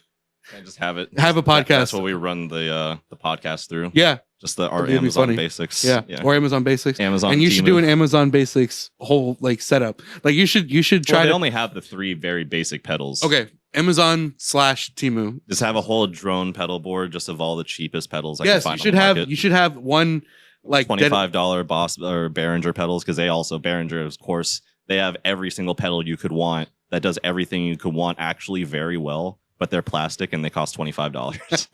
Yeah. So something like that could definitely work out. Excuse me. Yeah. I think that'd be really funny if you had one dedicated self-sustaining setup that was just the cheapo shit to Oh, it absolutely would be. to bring out to shows one day. Yeah, it's good for live remotes and stuff. Yeah. If your whole rig costs you $30, So I don't care. Go ahead, Exactly. steal You it. can I leave it really don't behind. care. Straight up. you leave it behind and buy another one Yeah. instead of loading it up. Whereas, my setup made me feel like I needed to get a gun while I carry around my. I was gonna say you got to take $5,000 out worth an of gear to a insurance show. policy on Yes, your gear that at your was shows. that was my insurance policy. Yeah. But yeah, no, that's, And the that's another, AirTag. yeah, that's another. Yes, which blessed. Thank Has you. that been coming in handy? It Because 99. mine does. It's 99% just me, my phone nagging at me whenever I leave the Walk same away room. from it. Yeah, Yeah. that's. That happens with my backpack. Yeah, But it'll be 'cause- one of those situations where it's like it's obnoxious as fuck until the moment that it's actually necessary. right. Yeah, but I had a situation recently where having Find My on the AirPods was extremely useful because I took I was editing and I took a phone call and I just had one AirPod in and I just walked outside and I left the other one in its case on the table. Well, while I was outside for like I don't know, like 40 minutes or something on the phone. And I come back in and I see that the case is missing. And I'm confused because I couldn't really remember that I left where I left it. I couldn't remember. Maybe did I bring it with me? Did I leave it in my room? Did I do something with it? But it turns out, long story short, my dumbass cat swatted it or something and ended up Django. Yeah, Django, my stupid ass cat. Unchained ass cat. Yeah, unchained ass. He ended up swatting it and ended up underneath some furniture that I didn't really think to check. But using the Find My, I was able to like locate, figure out 1 foot, 2 foot. Oh, I'm getting colder. Oh, okay, back up 6 inches. It's right there. Occasionally the technology is helpful. Yeah, it's great. But that's another reason why I wanted to do live streaming is because like as fun and as cool as it is and as rewarding as it is playing in front of a live audience, the logistics of carrying around $5,000+ worth of gear with me to a lot of the venues that are willing to have me around here in South Florida is not feasible. Like most of the places that I've played at, I would never want to go there with that stuff ever again. So Not without a gun. right, yeah, or actual insurance. But yeah, so that's gonna be interesting. Getting that done. Yeah, I've been there. Yeah, I'm sure. What have you? I feel like you just mentioned something. Well, no, that was the KKK story. Have you ever had anything like significant stolen from you at a gig? I'm glad I haven't had anything stolen from me Luckily yet. not. Yeah, fair enough. How about you? Yeah, no, I've been, knock on wood, I've been pretty lucky. I intentionally, I don't know. I don't gig with anything of great value. Yeah, that's smart. So like I would be upset if somebody grabbed my guitar and took off with it. I'd be upset. But it's completely replaceable. Some of these cats go out there with like $5,000 guitar, or not even that they're that expensive, they're irreplaceable because they're meaningful. No, man, I buy instruments to destroy them through gigging, and then they get retired and I replace them with I play music for a living. Mm-hmm. So anything out there, if a downpour came, it would be an inconvenience, but it's all replaceable. Kevin's CD release party that he talked about got canceled. He came and was polite enough to ask me in advance, but that if he could take over my show that was just up the street from there and ask all his people to come to my gig and kind of take it over. Yeah. And that's what I said to him. I'm going to come. And that's what he said anyway. But like the weather was horrible. That's why it got canceled. So like I put up a pop-up tent and I was like, all right, let's do it. And here we are. We're jamming out. I didn't realize that water was pooling in one of the corners of the tent. And it was just consistently dripping down into my speaker until it died. Totally ruined a speaker. Inconvenience? Yes. Was it detrimental to my, did I really lose sleep over it? No, man. I went and ordered another one and it showed up in a day or two. And we, so I'm not encouraging people to steal from me, but like it happens. It hasn't happened to me, but if it happened, I'd just be like, well, that hopefully karma gets you and I've got to order a new guitar or something, Yeah, Whatever happens. Luckily, I've been armed with a lot of horror stories of colleagues.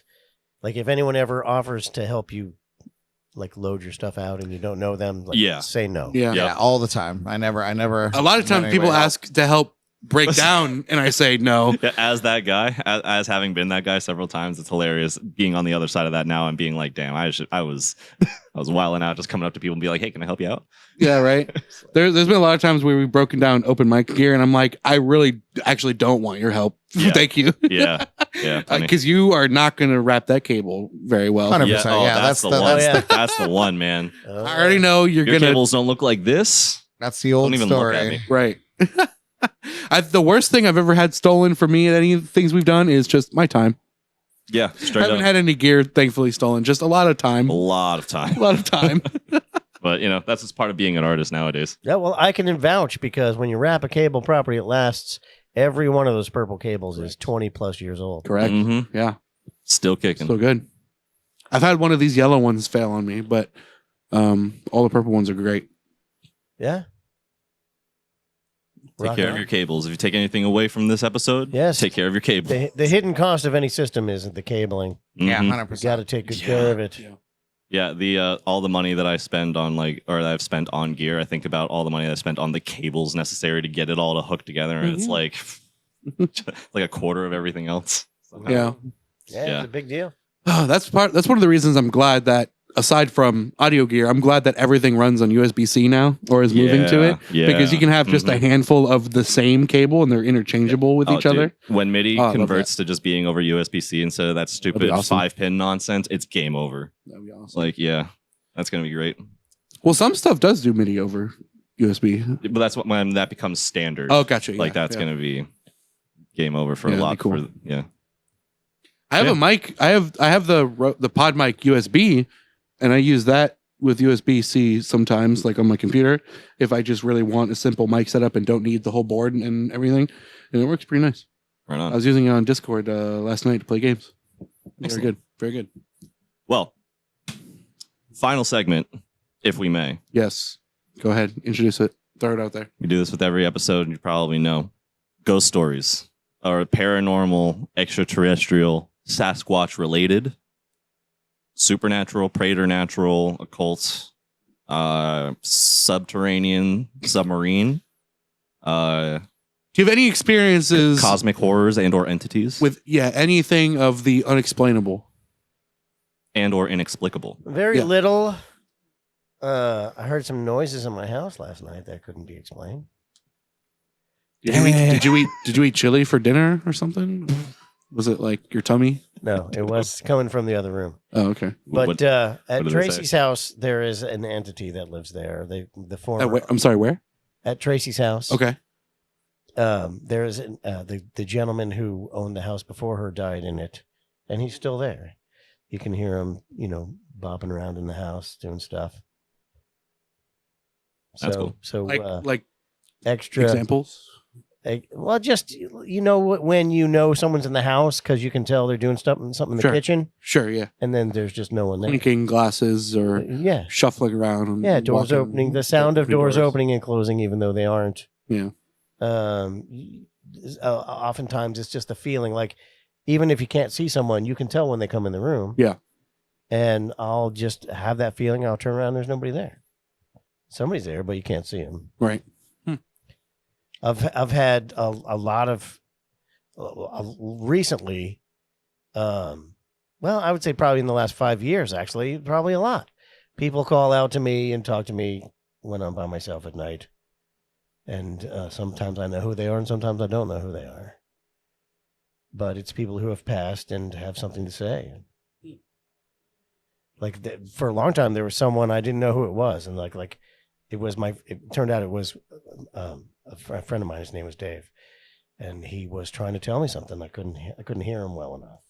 Like I could see him right in front of me. Like not as clearly as I could see you guys, like probably 50% as well. But he was there. And he had something to say. And I was like, Dave, come on.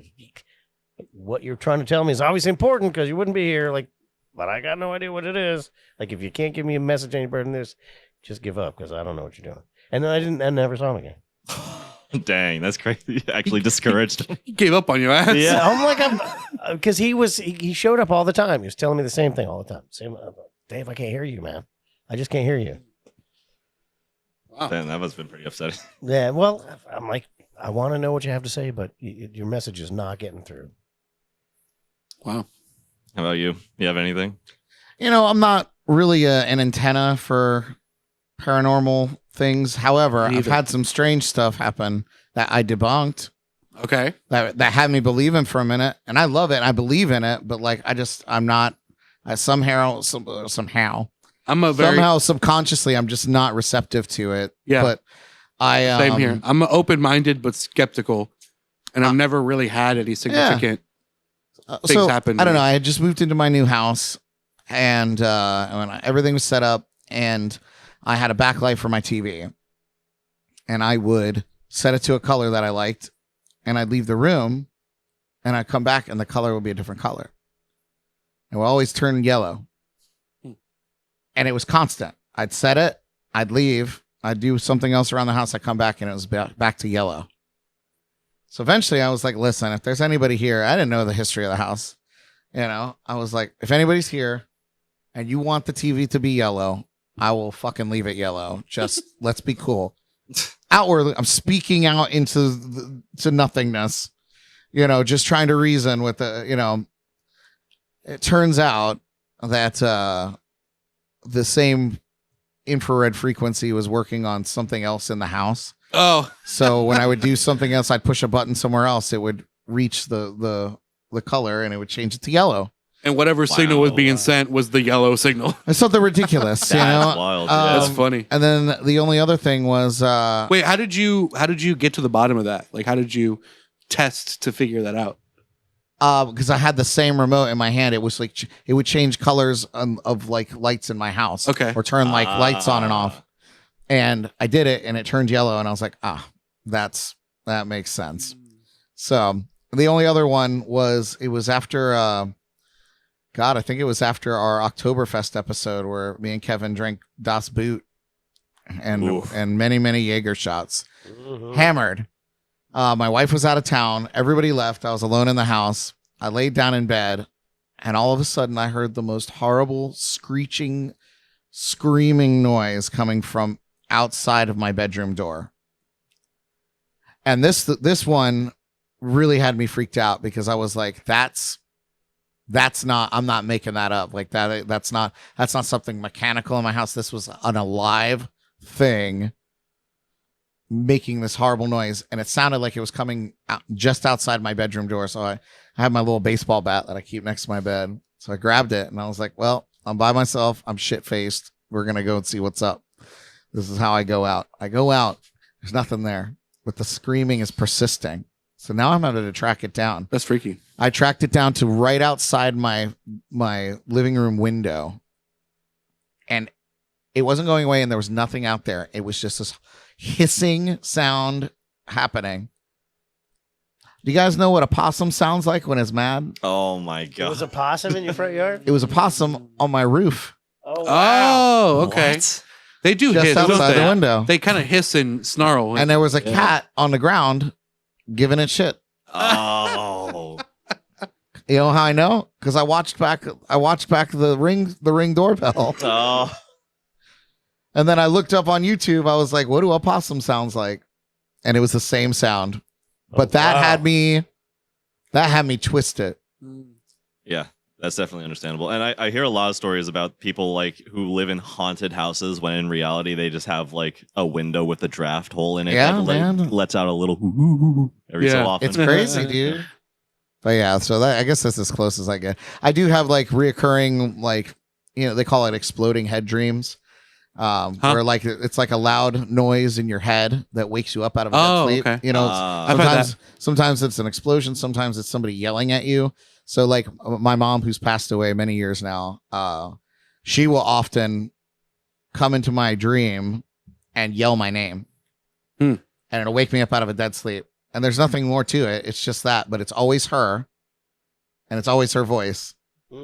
And like, so that's that. I guess that's as close as I get to a paranormal connection. Can I tell you a little anecdote about my sleep is very, I have a strange relationship with sleep because I have weight related sleep apnea. So over my life, I've kind of fluctuated a lot with weight. So it's come and gone. Mhm. And I don't use a machine. I refuse because I just don't want to do that. But anyways, in like elementary and middle and part of high school, there was a trend of like any time that someone would wake me up for school, it would startle me awake and put me in just like for like a fraction of a second, I would be in like panic fight or flight mode when I woke up. Like, and sometimes I would yell, like I would scream. Like it would just somebody walking into my room to wake me. Like they don't have to do anything crazy. They would just be like, you know, like trying to tap on me to get me awake. And for some reason it would startle me so bad that I would jump awake, just like afraid and breathing heavy and everything. And I don't understand why. But then later on down the line, this still happens now, like occasionally, is kind of the reverse of what you just described, where you hear a loud noise. I do this thing where in my dream, I make the loud noise, like I scream or yell, and it wakes me up, and it's confirmed that I talk in my sleep. Like I know I do. I've been told by like my mom and other people. But every single time that I've yelled myself awake, I'll ask other people, like, did I do so and so? Did I yell? And they'll say no. Yeah, But it's always me doing it. that's the term, though. It's any kind of loud So weird. that's audible to you. Yeah. That will bring you out of dead sleep. Yeah, exploding head I've never syndrome or disorder. or Exploding something. head sounds compelling. Yeah, We got old head, exploding always- head, I know. Ex- That's my daily driver right there. Yeah. exploding head. Sounds like the name of a punk band. Yeah, I've never had that, but I often have the I don't know why I turned British there for a split second. Have the dream where I'll be just dreaming or whatever, or I won't be dreaming. I'll actively not be dreaming, but I'll wake up having felt like I just like landed on the ground after after falling for however long. You know what I mean? Like like I'll wake up and it'll be like poof, like it feels like I hit my bed. Oh wow. Like that happens to me like a few times a year. Yeah, I know some people, like, it's not just a me thing. I know other people experience this, but it's just like, Well, I've never had quite that, but I've definitely experienced the falling feeling. yeah. That is really common also. Yeah, the falling feeling I've had. I used to recurring dreams I have. One of which I haven't had in a long time, but a recurring flying dream is so cool. Yeah, those are the best ones. Yeah. My recurring dream, the only recurring, well, I wouldn't say recurring dream, but recurring dream theme that I have is always to do with my teeth. And I often, a few times a year, like maybe not like every week or so, but handful of times a year, I have dreams about losing my teeth. Yeah, that happens. That's crazy, man. What? I have that dream too. That's My mom had that dream, and guess what? My mom didn't even have any teeth. She had dentures. Well, And that's an I think extremely But I've had it. Yeah, common it's an dream. anxiety dream. Really? Big I time. think I know why in my specific case is because partially because of the sleep apnea and stuff is I've been told that I grind a lot or maybe I used to. I don't know if I still do. I don't know. I don't feel the repercussions of it if I do, but I know I used to. And also I got a weird tooth situation going on here because I have like a baby tooth that never came out. Whoa. That has an adult tooth behind it that didn't grow into place fully, perfectly. So this tooth is right here. If this is the tooth, right? If you're looking at it from the side, a side angle, this is the baby tooth, and this is the tooth that came in. It like pushed it forward and it grew in like this. Where? So it's like partially poking out. And the other tooth here, the baby one, is like loose, but not loose enough to come out. And it's been like that for my whole life. That's wild. It's not loose enough. I had one of those for a while. It's not sensitive enough to come out. Like if I bit into an apple with it, it wouldn't come out. But it's loose enough for me to feel it. Yeah. And the tooth behind it is solid. Like it's not going anywhere. It's just embedded. It's like poking out of my gums. Oh Lord, you got to go to the dentist, man. It doesn't affect me in any way though, really. Like it doesn't feel like anything. There's no pain. I mean, you probably just get used to it after a while. But I mean, there's no pain. Like it doesn't do anything. Yeah, which is really what counts. It doesn't affect my eating, really. The only thing is sometimes I have like a little bit of sensitivity to cold, just in general. But like I don't have like that loose weird tooth. It doesn't cause me any distress. I just have a lot of dreams in which that tooth or other teeth come out. Oh, your body is ready to get rid of that baby tooth. I guess. Yeah, that's just anxiety Or- manifesting itself. It truly is, man. You get to the bottom of that, and and the dreams will stop. I know. I always wonder if it is in fact a baby tooth that didn't come out, or if I just have a random third tooth in that slot, Oh, that's possible, man. or maybe the baby tooth did come out, and then this is the adult, and then there's another adult that was in it's there. more likely a baby tooth. I had one Maybe. of those where the adult tooth came out and it just folded the baby tooth back, so it stuck back, and I always had like a rough spot on my tongue until finally the dentist was like, "What is that?" After we're done filming, I'll show you. No, I believe you. I don't need. No, We don't need to see that. I'll put a picture in the podcast of it. But yeah, dreams are awesome. Dreams are cool. I have perfected the art of waking myself up from a dream that I don't like the way that it's going, and then I go back to sleep, and like I decide, okay, this is the way I want it to go, and then I go back to sleep, and then it goes that way. Well, maybe a subject for another podcast, but you know what it all comes down to is the body and the spirit are only tethered by consciousness. So, what happens in between consciousness is like we can't really, nobody's figured it out. Like you know, you could get to behind the science, but like, how does the science happen? So, and where does all that energy go when the body ceases? Yeah, science starts to get a little iffy when you start to get into metaphysics. Yeah, Absolutely. so I get real itchy when I fall asleep, and Tracy tells me that that's my astral body disconnecting from my regular. Could be, body. man. Only tethered by consciousness. When you're awake and doing your thing, the spirit is not able to leave. I've never experienced a lucid dream. However, I'm like half of the way there, because throughout, as far as back as I can remember, my dream experience has always been that at some point I realize I'm in a dream. Like I am consciously aware that this is a dream, but I still can't control it. I still can't affect it, but I still am aware that what's happening. Yeah. I've been there. That's the majority of my dreams are like that, where it's like I'm watching it, I'm just experiencing it happening to me, and I'm completely aware this is fake. This is my mind, but I can't do anything about it. Well, you think it's fake. Have you ever had a dream that was like weeks long, and then you wake up the next morning and you feel like it's next month? Thankfully, no. That would I probably have freak had me that out. happen to me. That was very disconcerting. You like live a little lifetime and then you wake up after. Yeah. Oh yeah. It was weird. Do you remember what happened? I don't remember the dream. I just remember that the dream included like days and days, like as if it was a whole nother life. And then I woke up and it was still the same day. I felt like it should have been like the middle of next year. It was crazy. Yeah, that's wild. I don't think I've ever had that. No. Not that I recall. Only It was ever very disconcerting. Yeah. Sounds like it. like it would be. Well, Yeah. I think it's a good place to wrap up. We've hit a solid 3 hours. Rock on. That's more than I planned for. I planned for at least a minimum of 2, and we've more than surpassed that. So we've lasted longer than you expected. Yes. We did not come. the old head did exceed expectations. Absolutely. Well, this is new head for me because I've never been here before. Fair I'm enough. gonna come.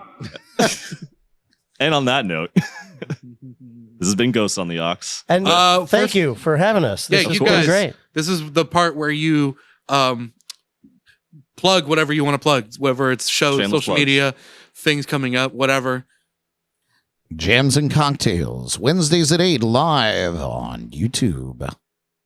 Rock on. And of course, the Jams and Cocktails podcast is the mainstay. Everyone who's cool knows about Jams and Cocktails. And also, people who are cool are finding out about the Riffs and Rhythms podcast. That's also another good one. And of course, my album release concert coming up on January 5th, along with my Be there. birthday party. Be there downtown Stewart at the Riverwalk. I'm gonna come. Rock on. Now, And anything, Trey? I am going to start. I will discuss this more later, I guess, on an episode with just the two of us. January. But I am going to start live streaming in January. So if you follow me wherever I'm at, keep an eye out. Do that. And I'll push it more when I'm actually starting to do it. And maybe if he wants me, I'll help him with some of that. Because that would just be fun for me to just do the camera stuff for you. That'd be cool, I think. Well, I mean, it's a live stream setup. So it's all just the stationary cameras and I'm doing it all. But, you know. We could take it up to another level, though. It always helps to have somebody else in the room. Yeah. From when you're personal jamming, experience, I can say that Devin does bring it to the next level. Oh, no, trust me. I know. I ran live shows with this guy for like over a year. Yeah, you know him better than I do. Yeah, there's a reason I'm still riding with this guy. For real. Yeah, Devin rocks. We're promoting Devin in the plugs. We're plugging Devin. Oh, yeah, everything we just plugged, you are involved in for the most part. Except JNC. Even if only, you know, by courtesy of mine and JNC's. Which I'm going to nag you again to have us on, me and him. I would love that. Okay. I'd love to be a part of it. I'd love to go onto a rock and roll podcast with my synthesizers or a drum. The most egregious thing, a drum machine. That'll piss off. That'd actually be kind of cool to have a little mini set of his on your show. That would be awesome. That'd be kind of neat. I give Paul a hard time about being a drummer all the time, and I justify it with different items through history, which, you know, drummers are the first musicians to get replaced by a machine. You will. Okay, real quick. I know we're at the end, but I have something to say to that. I've noticed live jam as a drum machine guy who has really made the best effort possible to play with live musicians. The amount of live musicians, and I'm talking to you if you've told me this because you're a fucking idiot, the amount of live musicians that have come to me asking if my sequencer on my fucking computer that makes drums sequence in rhythm is off beat or off rhythm because y'all can't hold a beat. How instant own can you be to come to somebody who is running effectively a fancy metronome and being like, hey, is your fancy metronome off beat? Bruh. Yes, for real. Wow. Anyway, I just need to get that off my chest. Metronomes for Christmas. I can't. It's like that's something that I never would have expected. I remember this happening a few times, actually. Yeah, because I think, you know, oh, it's a drum machine. You know, I get the rhythms in there, and they're all in beat. Every live musician should be in love with me, bass players in particular, because of this, that, because, you know, they don't have to be actively arguing with the rhythm, you know, to do their thing. But no, it's the exact opposite. It's like that argument is necessary, which I understand as somebody who actually plays real instruments as well. You know, there is something to like the feel when you're playing with other people, and that kind of lends itself to the vibe. And if you're used to that, then playing to something that holds a beat can be kind of jarring. But also, like, you should be able to count to 4 in rhythm if you're, you know, a musician. That's just something that you should be able to do by default before you get to the point where you can like free jam and feel the beat, I would think, you know. But that's just me, electronics guy out here with real musicians. But far more songs that you like were played with a real drummer to a click track than you realize. Oh, I know. Yeah. The click tracks I hear are extremely important for most drummers. Even like the best drummers out there still play with click tracks. You know. Yeah. So. But I see your point, and you're 100% right. For me, if I was going to play to a click track, it would have to have different tempos for the different sections of the songs. Well, yeah. In order to make the song drive properly. Which you could theoretically program it to do that, couldn't you? Yes, you can. Yeah, you can. And that's also why I got the drum machine that I got, because after I tried playing with a lot of other people, because mine actually, the one I have now has pads on it. So I can actually play I'm using an Electron Analog Rhythm Mark II, which has like, it's an 8-voice like analog drum synthesizer. So it has like 8 different synths that make drum sounds that you can program between 12 different tracks. So you have like 12 different percussive elements or synth elements, whatever. So it's actually a standalone unit. It's not a program. Completely standalone unit. I use it in like in tandem with a bunch of other stuff, but it can stand as its own like standalone thing. The reason why I got that one in particular versus like the other flagship drum machines on the market is because it has pads that you can play, you know, and actually like play the stuff out live if I needed to play. You can have a sequence going automatically and also play on top of that. Yeah, like you can sequence certain tracks cool. and then just play out other tracks like manually. That's you know, cool. so it gives it a little bit more flexibility to actually, you know, play it under those kinds of contexts. But that's the finger drumming is a whole skill set in and of itself that I'm been actively working on as part of what I've been working on for these live streams. So we'll see how that turns out when that happens. Cool. Love to watch it. All right. Well, this has been Ghost in the Ox, the Chrismahanukwanzakah Special. I've been your host, Devin. You can follow the podcast on X, Threads, Underwater. yeah. What's the other one? Instagram. Patreon is also there. Patreon.com/Ghost on the Ox. Soulseek. You can find full episodes available on Soulseek. Soulseek. But did I not tell you? But never mind. We're on Last FM. Also, no, we're not. Bro, rest in peace, Last FM. We're almost to 1 million Scrabbles. No, we're not on there. But give us a follow and give us money. That'd be cool. That'd help us. Yeah. Bye. Thanks. Peace. Bye. Have a beautiful time.